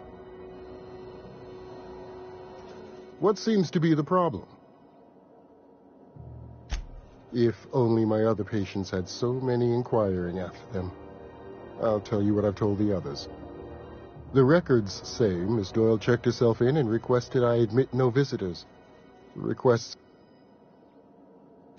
She's not my patient. I'm certain no one on my staff would falsify patient records, if that's what you're implying. Not without dispensation from Chief Junlei. We don't have the ability. Regrettably, we are dependent on the board for such mundane items as bandages and antibiotics, as well as more critical resources like adequately trained staff. We'd nearly signed a supply agreement with Anti-Cleos, but they demanded we only use their branded drugs, and that's simply not tenable. Take care.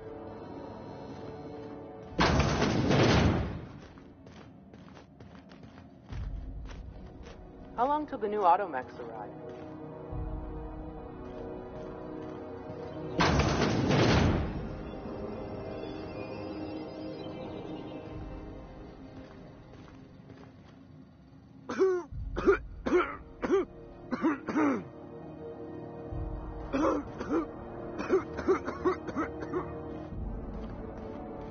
Can't say I've seen you before.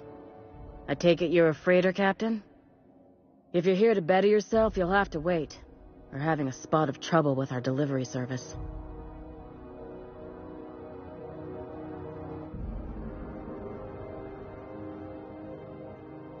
Did he now?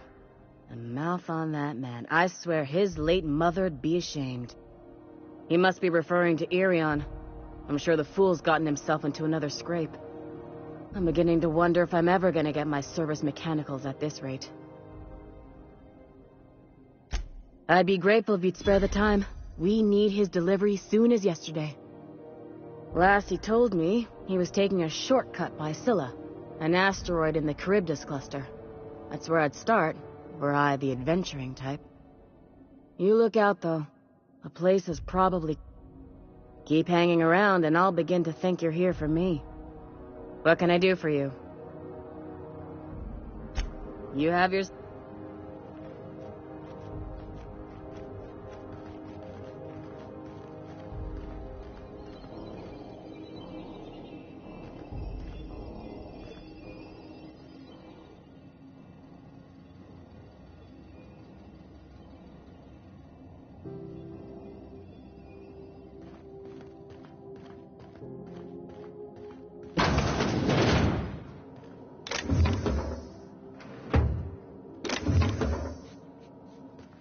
What did you do?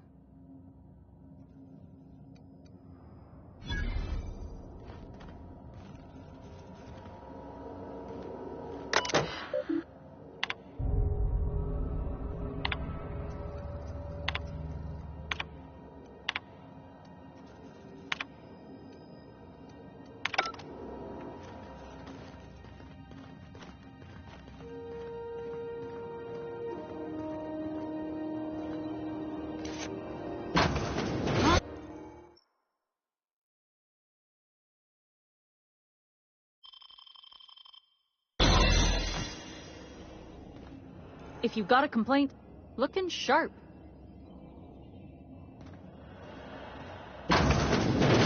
You're sure this is perfectly safe? I'd rather not die early of an infectious disease myself.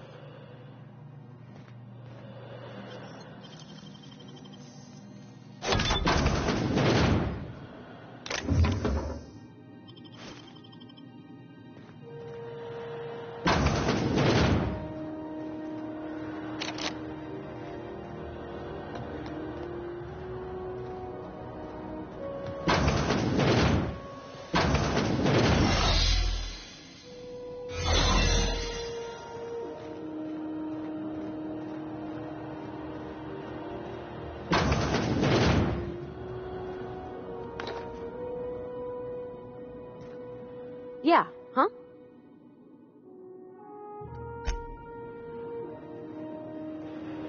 To the last Ratchet-on button time! Leave me in peace! You hull-headed quacks do know that restful recuperation requires not being disturbed, don't you? What? Why? Everything's fine. We're all fine here. No need for her to be worrying her pretty little head about me. I'm just terrible, dreadful sick is all. Got a cough that won't quit and sores all over my body. Criminy. She really ain't gonna drop this, is she? Alright, okay. We can discuss this like the level-headed folk that we are. Seems I've gotta do something before else... The truth is, I'm not sick. But if you repeat what I'm about to tell you to anyone, I will deny it with my dying breath. You, ain't with the board, are you? See, I owe them a lot. I might have missed a payment or two, and the other night I swear someone was following me back to my room. So I hold up here to lay low.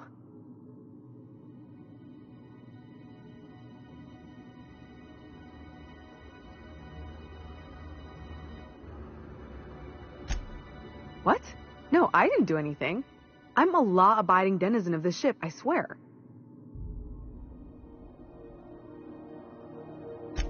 Think? No. I recognize a contracted killer when I see one, thank you. In my line of work, that's a skill you develop during week 1, assuming you want to keep breathing. Alright, I'll fess this part up too, if it means you'll help me. I'm a thief. I specialize in particularly high-end and historically valuable items. 3 weeks back, I caught rumor that the blood-tier diamond, last worn by an heiress on the Lost Hope, had surfaced for the first time in 70 years.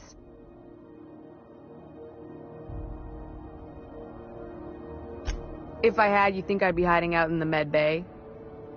I was gonna steal it, lined up Udom as my buyer. He paid half up front to finance the operation. Let's just say things went sideways about the time I got my hands on the diamond, and it crumbled to stardust in my palm. Anywho, I barely made it out with my life, and nary a plan to make back Udom's deposit I'd spent. Udom Bedford's the board guy on the station. He'd know how I stand with them. If you can square things for me, I'd owe you one even bigger than Ellie owes me.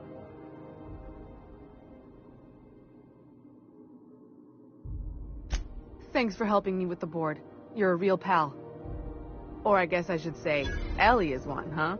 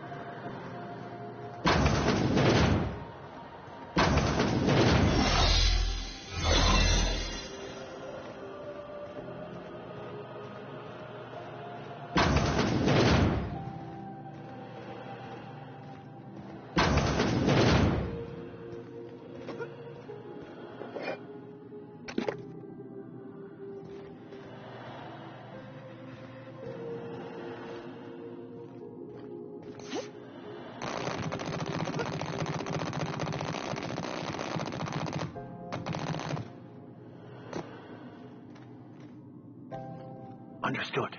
I'll keep my head down.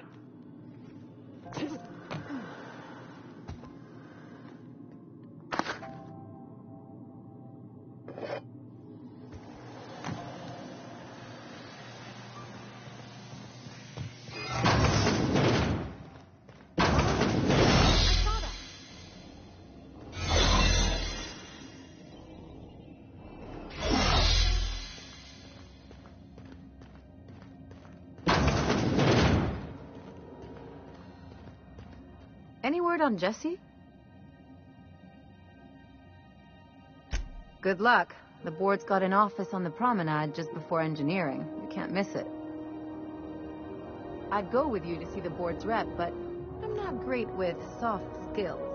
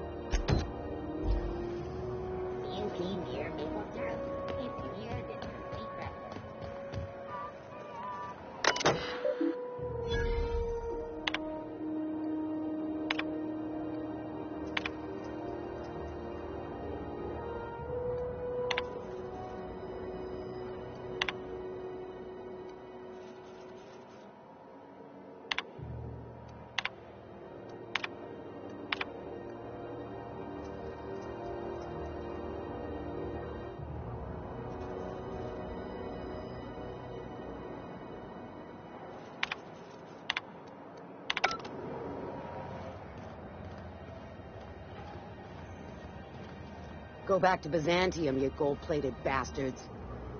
Yeah, no one wants you on Groundbreaker. These stairs are board property. Ah, the board. Organized. Ah, yes.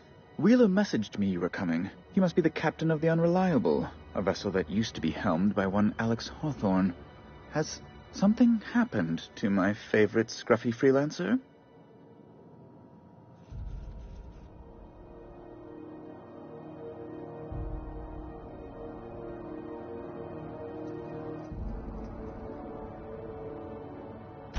Oh no, this is Alex. He was my dearest friend. My only friend. You have his ship, you must know. That picture of us on the promenade, me hugging him, him wincing. I keep a copy beside my bed. Did he?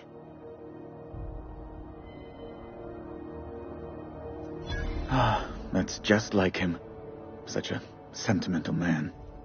Tell me, how did he die?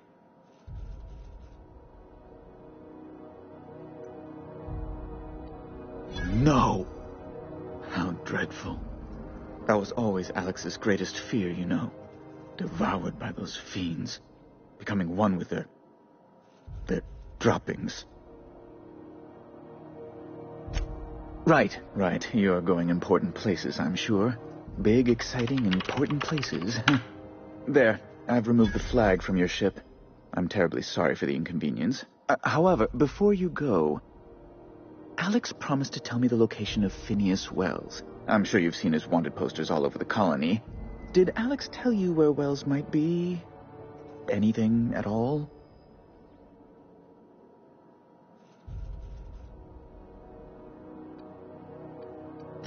Well, Alex knew, or he said he did.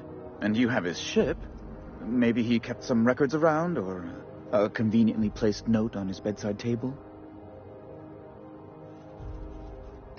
You haven't read the posters? He's a terrorist, a thief, a madman. It's really in the colony's best interest that we stop him before he does further harm. That's... well, that's just terrible news. Law, what am I going to do now? The board will have my head. Oh, I'm sorry. This is terribly unprofessional of me. Is there anything else I might help you with? It's personal business, I'm afraid. Miserably, terribly personal. Information on the whereabouts of Phineas Wells would go a long way. It's my white whale, I suppose.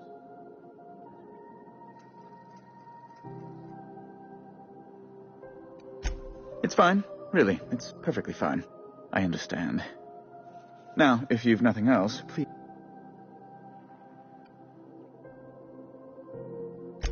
Miss Doyle owes the board a significant sum. Alas, the only collateral she has is her organs. Compulsory donation is quite legal in such cases.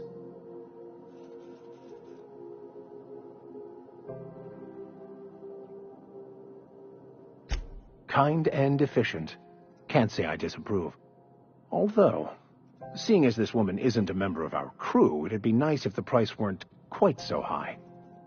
I think you may have underestimated the size of Miss Doyle's debt. If you'll look over this itemized bill...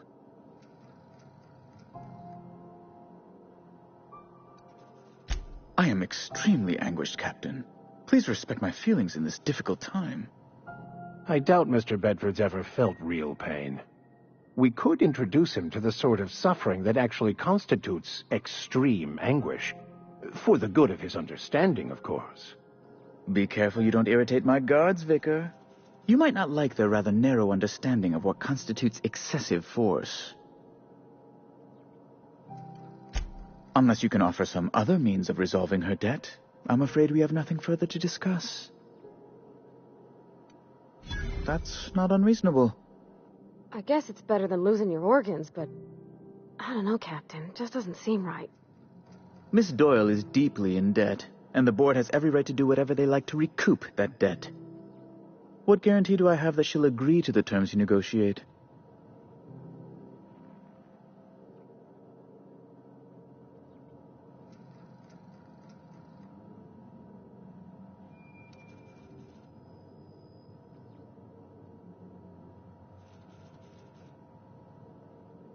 I quite concur. It's refreshing to deal with someone practical for a change. I will recall my collection agent.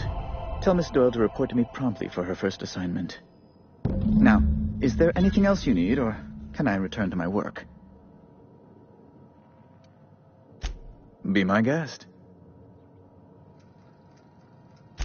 I'm the certified representative of the board's interests here on the Groundbreaker.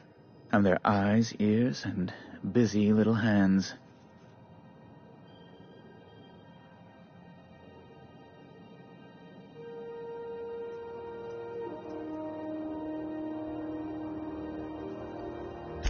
I send a lot of messages. Sometimes I read them. Every once in a while, I'll impound a ship if I want to feel alive.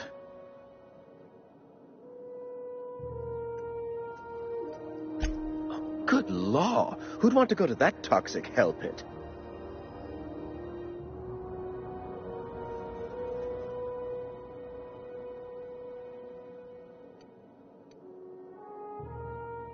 No. Emphatically no. Unequivocally no. Immutably no.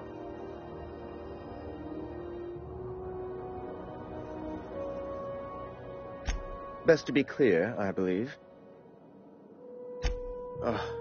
Law, but it's miserable. My underarms are damp. How can I be expected to work in these conditions? Chief Tennyson is supposedly looking into the cause, but I've seen no action from her. Deplorable conduct. My superiors will be hearing about it. You can be certain of that. Oh, you've noticed my friends. Wonderful. Aren't their guns very large? Tremendously impressive. They're here to keep the peace, of course. Precisely.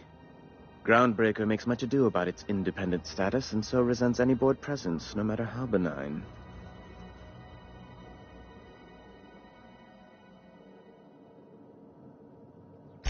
When the alternative is board guards at their gates, yes, I do. They don't see it that way, of course, but I can't say I much care.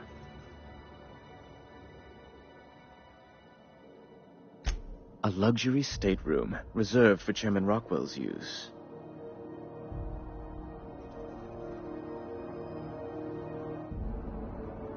Oh, good law, of course not.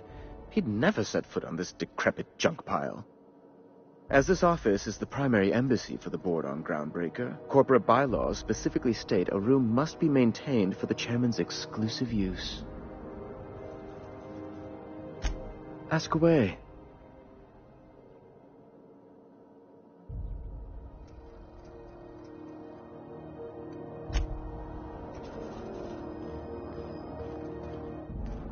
Feels like I'm melting.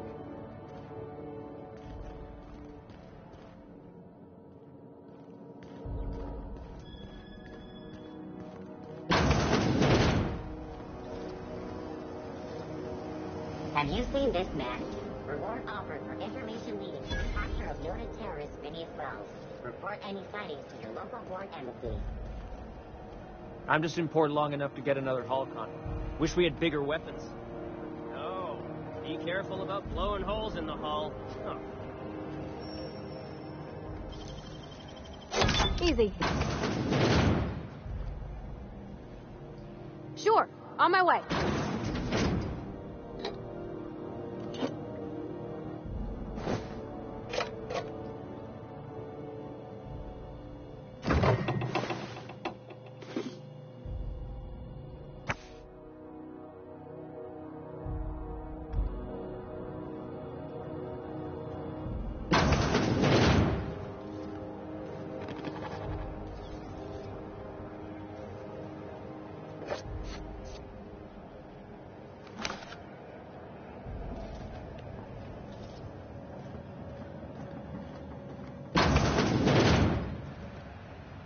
On my way.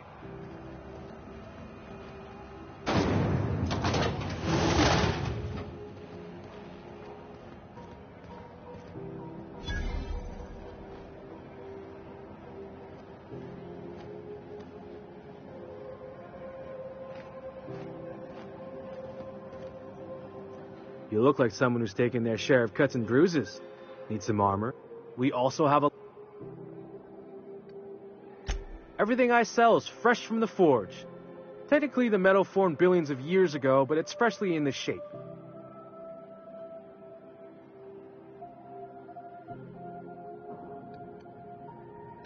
Not me, but it's in my blood. After the crossing, my family worked Eridanos, indentured to the corporations.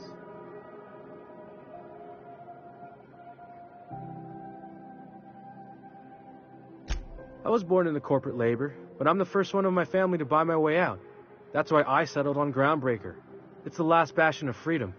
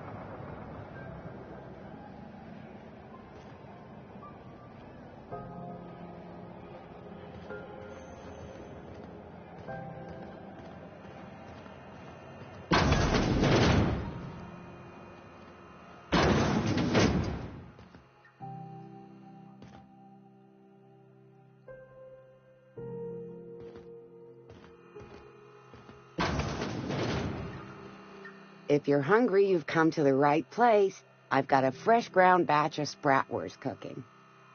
They're terra-fried to lock in the juices. How about a grinder's dozen? You know what sprats are? Space rats.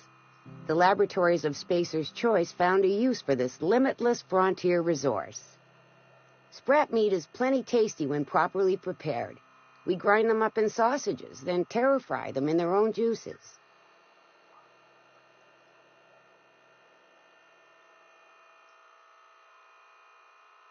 Absolutely not. Spratwurst and all related terms are registered trademarks of Spacer's Choice. Boar, the other meat, is a registered trademark of C&P. Everyone knows our company and theirs are nothing alike.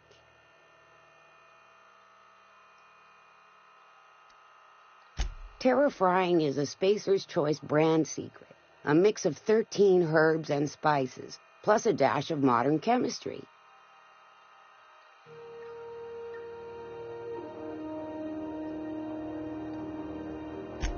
Legally? No. The terra-frying method was developed and marketed by Spacer's Choice. Between you, me, and this grinder, I've been through lean times.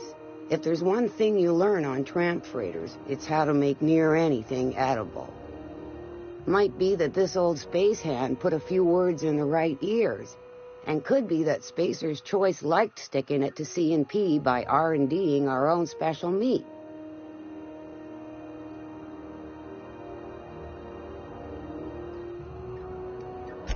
Just as well. Near about time for me to go check on the trap. I mean, to unload another crate of farm-fresh sprats. Long.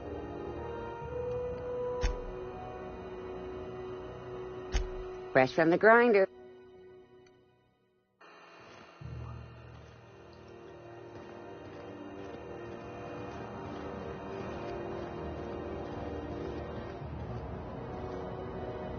Got any leads on salvage? Doesn't even have to be broke yet. We'll take... You been following that series? The Hunt for the Wimbrel? The pirate ship? That'll go in. Oh, neat. They got stuff in here I ain't seen in ages. Now, this should prove interesting, to say the least. Some like dump a bunch of loot on some broker. Corporations never lifted a finger.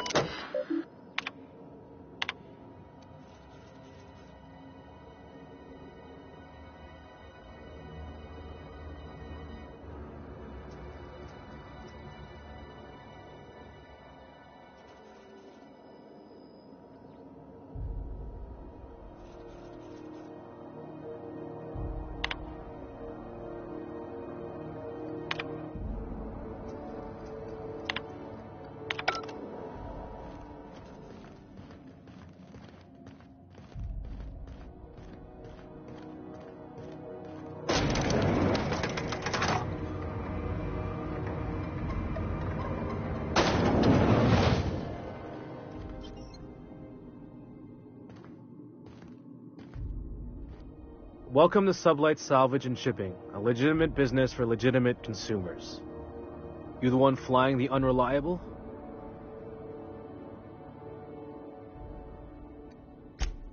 Sure you are. Miss Lily has been expecting you. I'll unlock the door. Sure am. A few years back, they got me started on simple acquisitions. These days, I stick to HQ.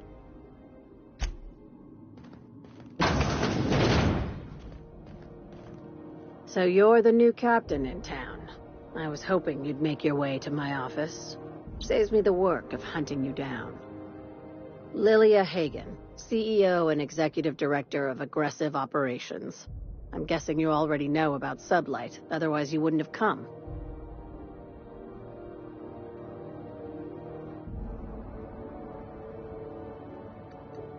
You clutched those pearls awfully tight for someone flying a dead man's ship. It's nice to see the Unreliable again. Useful ship. Hawthorne was my contractor. I'd recognize that leaky boat of his anywhere.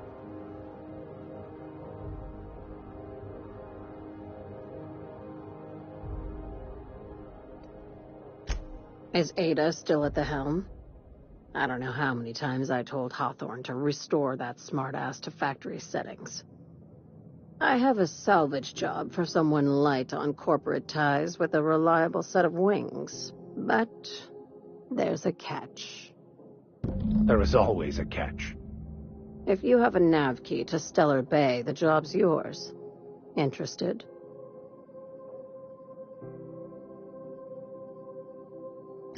I like that initiative, but ease back on the throttle. Gladys at the if there's anything else. These days, the scrap business all...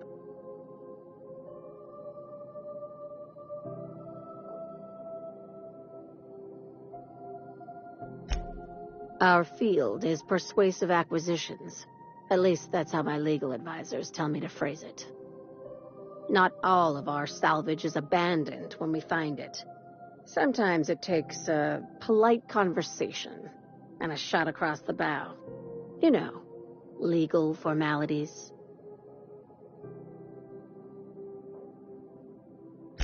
Your words, not mine.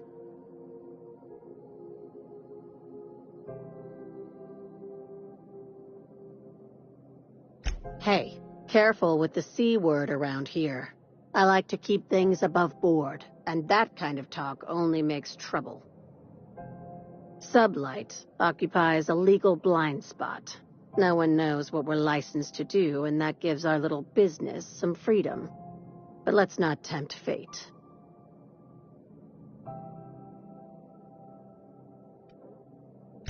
Very.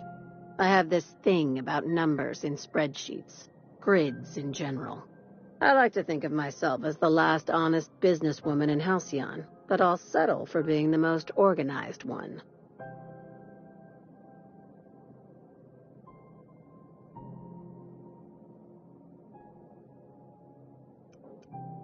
Ask. I have nothing to hide.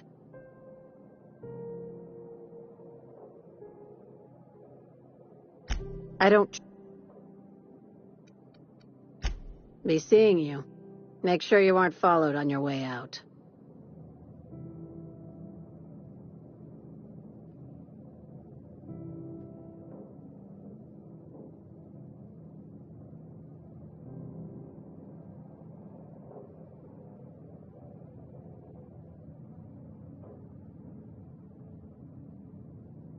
Got it.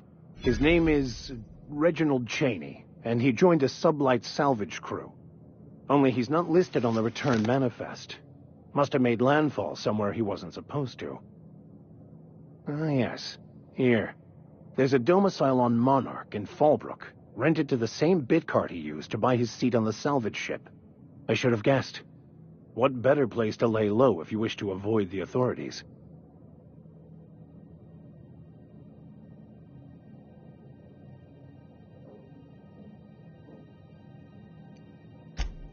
Oh, it's nothing.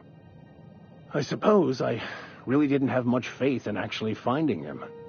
Was a bit of a long shot, wasn't it? I admit it was a bit of a long shot, but when you've spent as many hours as I have in contemplation of the universe's secrets, you sometimes get a sense for these things.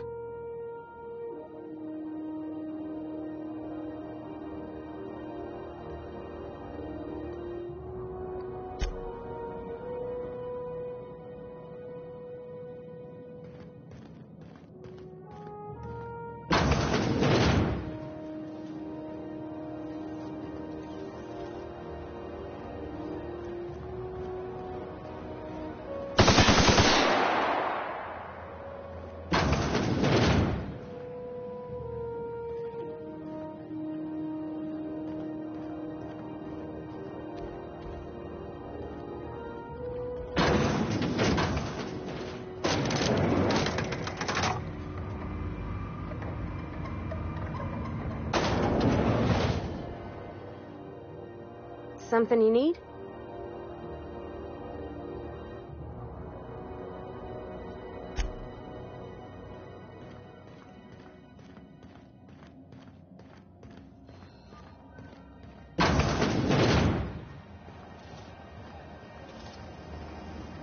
BNP, I can't believe it's not forced.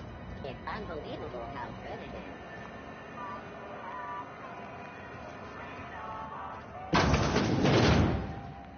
Wish I could say it was good to see you, Ellie. At least you finally got your chance to square our debt. The good news came through the wireless. Looks like you paid my debt to Jesse. I guess that means I owe you now, right?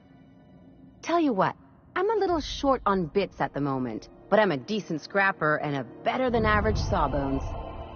If you're looking for a medic, I can work my debt off.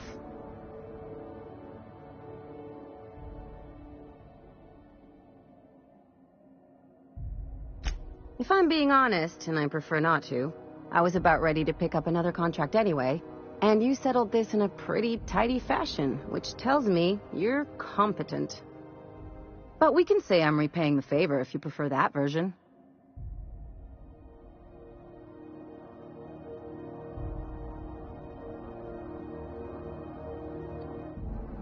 She helped me win a bet.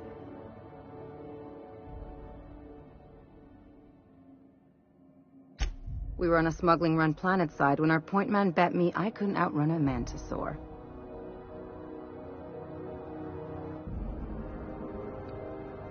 What can I say?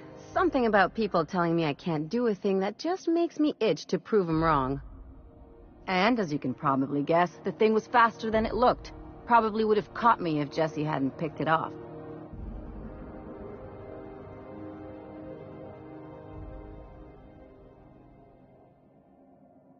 Yeah, but the important thing is I won the bet.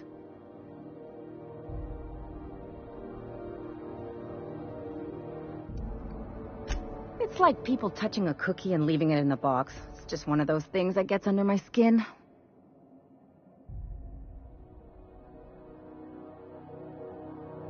You won't be sorry.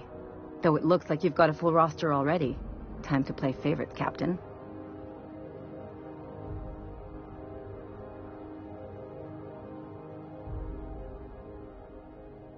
Traveling in style, are we?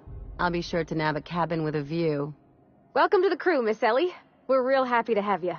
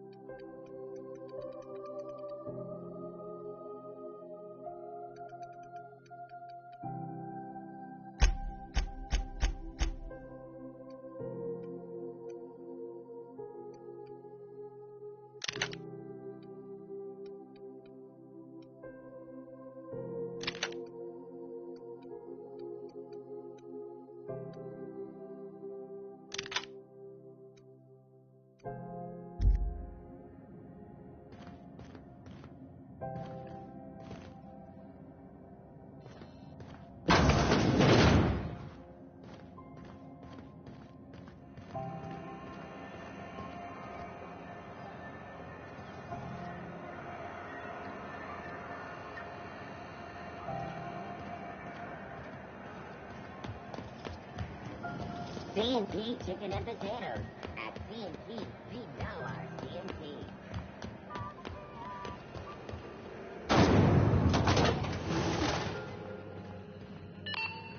Those X. Good law, the heat in here is so unbearable I can hardly even concentrate. Junlei better hurry up. Thought there'd be more machinery. Must be housed on a sublevel. I could spend all day in here and not have looked at half... best stuff. It's all pretty worn, though.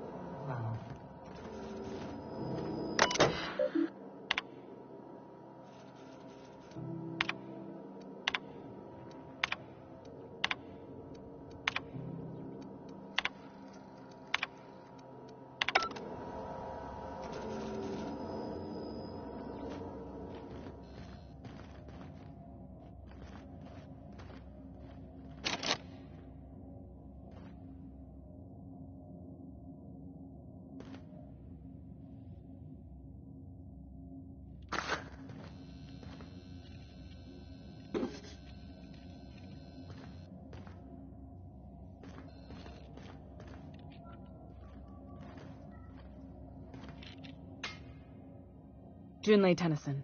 I'm captain around here, but chief to my friends. Hope you don't mind the formal introduction. Groundbreaker doesn't see many visitors.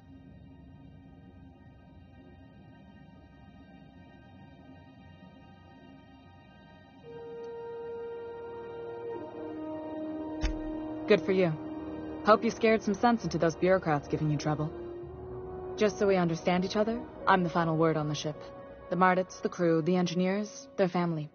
I hope there won't be any problems while you're visiting.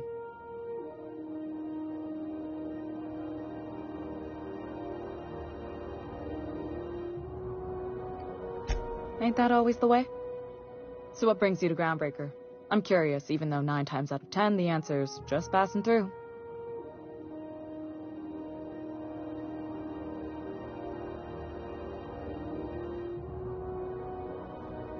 Interesting. The powers that be paint an ugly picture of Monarch. Critters and such. Maybe someone in the promenade can get you the right weapon for the job. We see a lot of the same faces coming and going. Most of them board spies and corporate sprats. Makes it hard to trust outsiders. You seem different, so welcome aboard.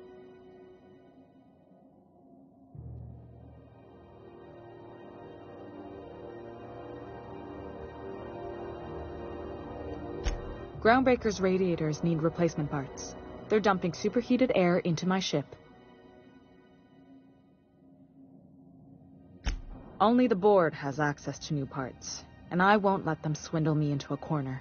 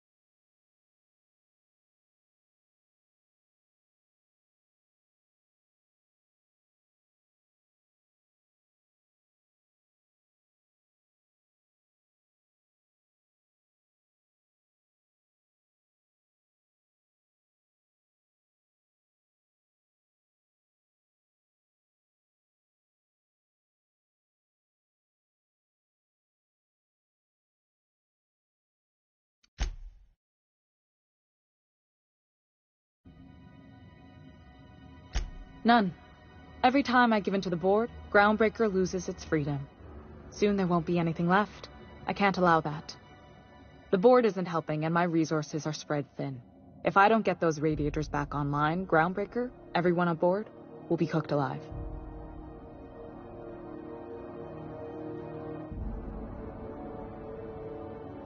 Reasonable, huh? That's the best news I've heard all day. According to my grandmother's old schematics, the parts we need should be in the back bays.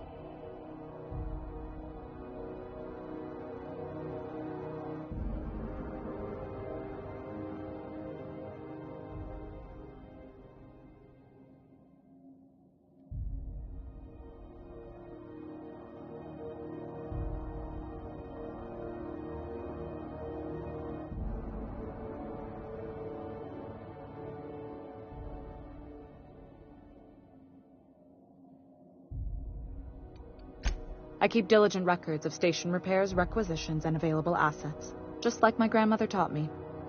The station's radiators haven't changed since her time, and her records say the parts should be there.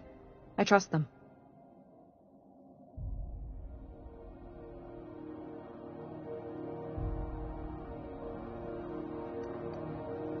The back bays are on a lower deck, long abandoned and a haven for miscreants now.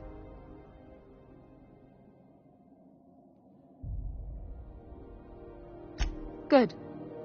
Once you've obtained the parts, we can proceed to the next phase of repairs.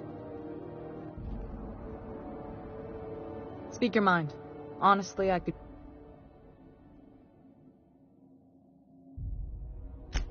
What? I didn't think you just... Parvati, is it? That's a lovely name.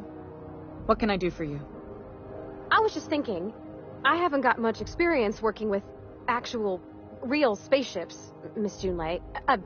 Chief Junlei. Junlei is fine.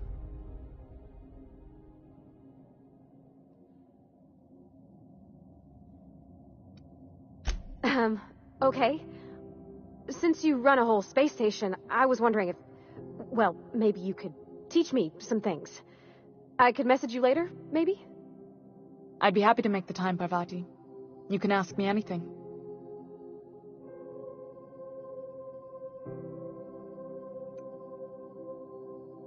Wow, great. I'll do that then. Messages. Later. Oh, your name's pretty too. I should have said... Sorry. I like it. Honest. Sorry.